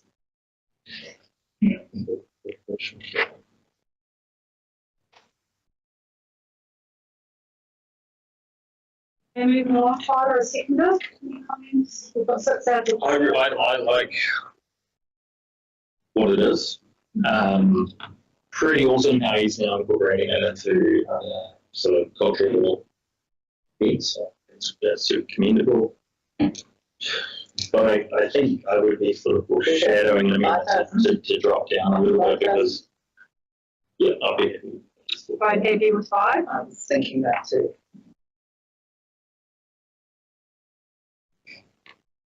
Yeah. I just wanted to encourage people to maybe contribute a little more. I think really they need to get those people who are getting a great bargain deal can afford to pay a bit more. It was 3,200 was the facilitator fee last year. 5,000 is this year, right? Yeah, very little. So last year the board just covered the facilitator fees. So 5,000. Because our expanded agreement. That's fine. I'm happy with that. With that. So we're now looking at $5,000. So Jane, second and Tyler, any further discussion around that? Which the vote was support. Again, I'm saying, I abstained. you know, what is, That's carried. Okay, G, our final application is that Whangaroa Community Board approve the sum of $1,737 for Thursday applicable from the board's community fund account to the Whangaroa County Museum and Archive Hospital Promotion and a Scenic Tourist Map. Do we have a mover? No. Bruce, seconder. Thank you, Lane. This is another annual application, isn't it? No, This this is. This one's a bit different. Yeah, no, Usually they're asking for help with running the operation. This one is actually, they're looking to put up information maps that can be given to tourists and things like that, which they have not done. no, Have they not come to us for that before? no. I was actually the one who instigated this many years ago through our community trust, and it was very successful. And it's always ones that figured out and this is an upgrade of it. So I'm glad that someone's picked it up and running with it. So yeah, that's one support of it. It did work. Madam Chair, normally these kinds of maps are supported by advertising.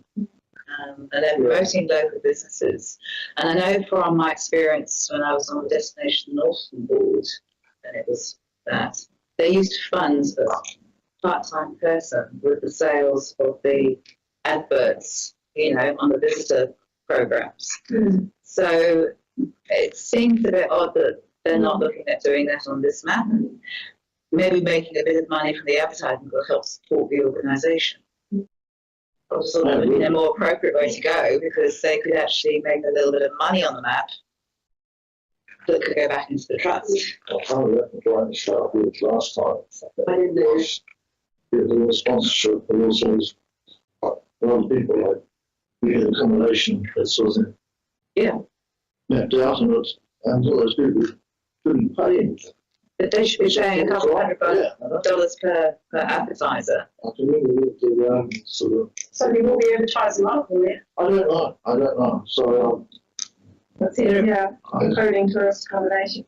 They appear to be including tourist accommodation and tourism activities, but they're not actually charging those people for being on the map. Which to me seems and might make some for the trust, which I think they could probably do with. within 2 years, there's only like 20%. They receive visitor donations. I mean, they're not running at a profit or anything. This could actually help them make some money if they flipped it around and go, this is a revenue generating activity. They are asking for more than 50%. It's been pedantic. 50% is $1,518 Sounds terrible. Including a freezer. through the chair, these little museums around, either we're going to support them or we're not. If we don't support them, they'll fall over. I mean, and I know this is probably a professional argument, but I think they hold communities together. But, you know, this is not a lot of money. And if you want to close, let them close. But This isn't helping them stay open. well, If we encourage them to make it a financial activity that earns them money, they might actually. I've got no problem with teaching them how to do that. But they've asked for funding. If we're going to go back and tell them how to run their operation, I've got no problem with that either. But they're small They live on breadcrumbs on these little operations. And if they let a match go to bring them in some more people, right? That's Or a second line. Any further discussion on this? I'm just with you. I don't think we should pay percentage. Yeah. I know that we can do, but I just think that's probably got to be with that. Combination. Yeah, and then maybe future. So you move in 50%, $1,518. what happened to agree with that.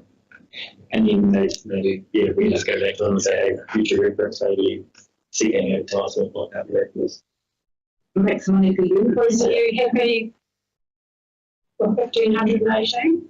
Yeah. Lane is about a second. Okay, I'll put that to the vote. All those in support? Against? Carried. Excuse me. So the funding applications to close, and we will move on to item 7.6, page 141.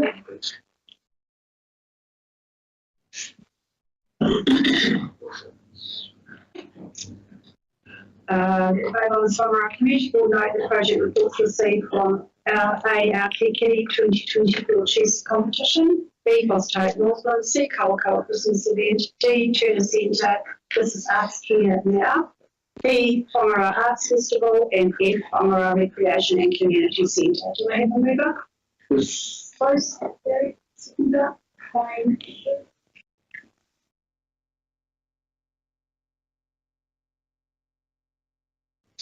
Any discussion or put to the vote? Those in support? Against? Carried. And finally, we have on page 157 our open resolution report.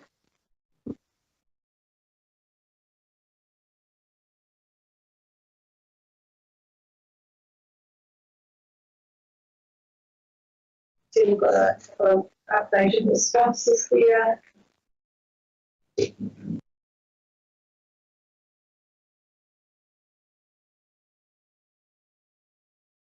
Nine. Maybe that. Sorry, Madam Chair. Oh, just this here, the updated. Senior leadership and seeking direction on co-management of parks. Yeah. Provide forms 2, request for management changes at Kiki tonight. I'm sure that means, but that's all. So I'm trying to do our own security. Is that as clear as mud? We did ask for an update. A briefing to senior leadership to seeking direction on co-management of parks. Every March, so we can send that over next month. Might get something back in April. Well, for the board's application, it appeared that there is some question as to the ownership of Kerry Food. So, and then depending on where that ownership lies, the possible future of the domain, plus clarification. Who else would be the owner? I'm not necessarily going into that, so I'm not sure. But it would work.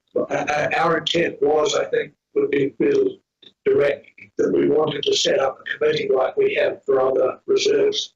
So a local community group to manage under the auspices of the community board the domain.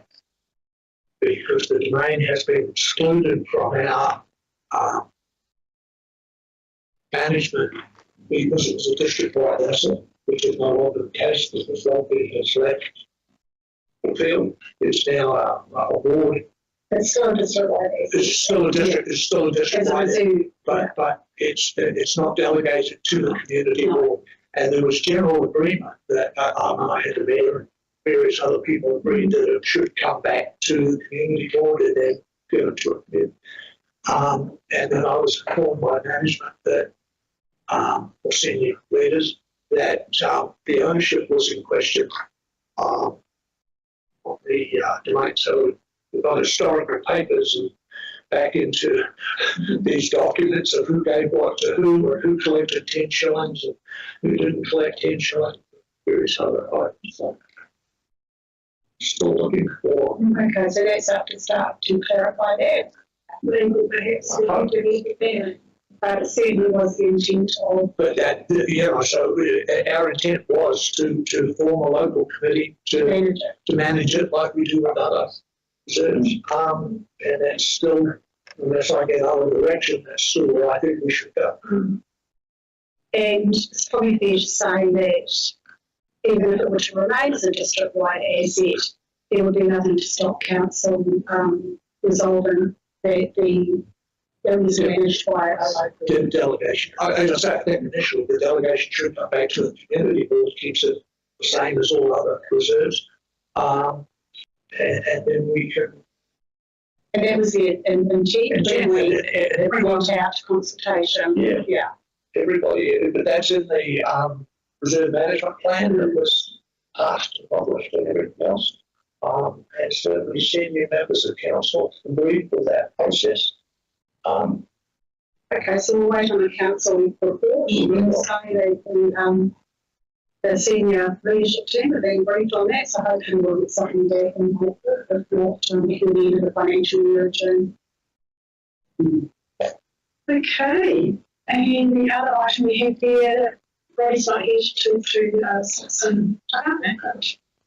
It seems that there was a bit of a, perhaps could you update us on that because you've been one? Regional Brodie, just reading this, it sounds like the community's divided over what they want there, and which is usually get this far down the track and there's a majority consensus as to what they want to see in the community. I don't know too many details, but the first lot of consultation was done with Rangatahi.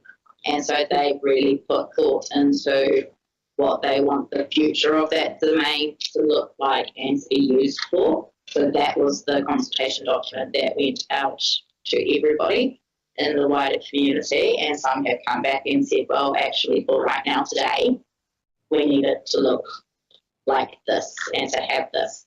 So there is a little bit of right now, right here, and a little bit of in 30 years' time, actually, what do we need? So, yeah. And it is just part of that process of, consultation. Usually, yes, you can probably get a bit closer and yes or no, but this one has. It shows that the process is working, isn't it? Yes. Yeah.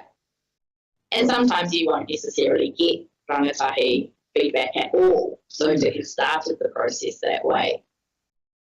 So my question to you, Karen, you may not be able to answer this, is so if they're working on amending the concept plan, what sort of timeline are we looking at? Oh, not long. Not long? No, not long. Okay. So before the end of this financial year, we have. Yeah, and I do have to have a chat with all of this. Okay. So, excellent. Okay. Right. Madam Chair, can I just ask a question in relation to that? Is there a review or survey being conducted at the moment? I don't know if it's all open necessarily. It opened a few weeks ago. I actually don't know off the top of my head what the closing date was for that.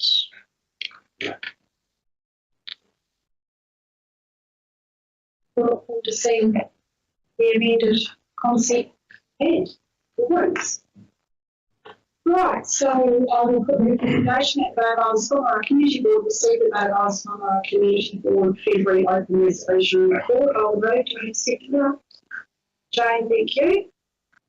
All those in support? Against? Carried. So with that, that's the end of our formal business for today. And would you like to comment? Have you opened up so I can't hear you? A couple of time up in the TV, we couldn't double back and Well, I thank you for that.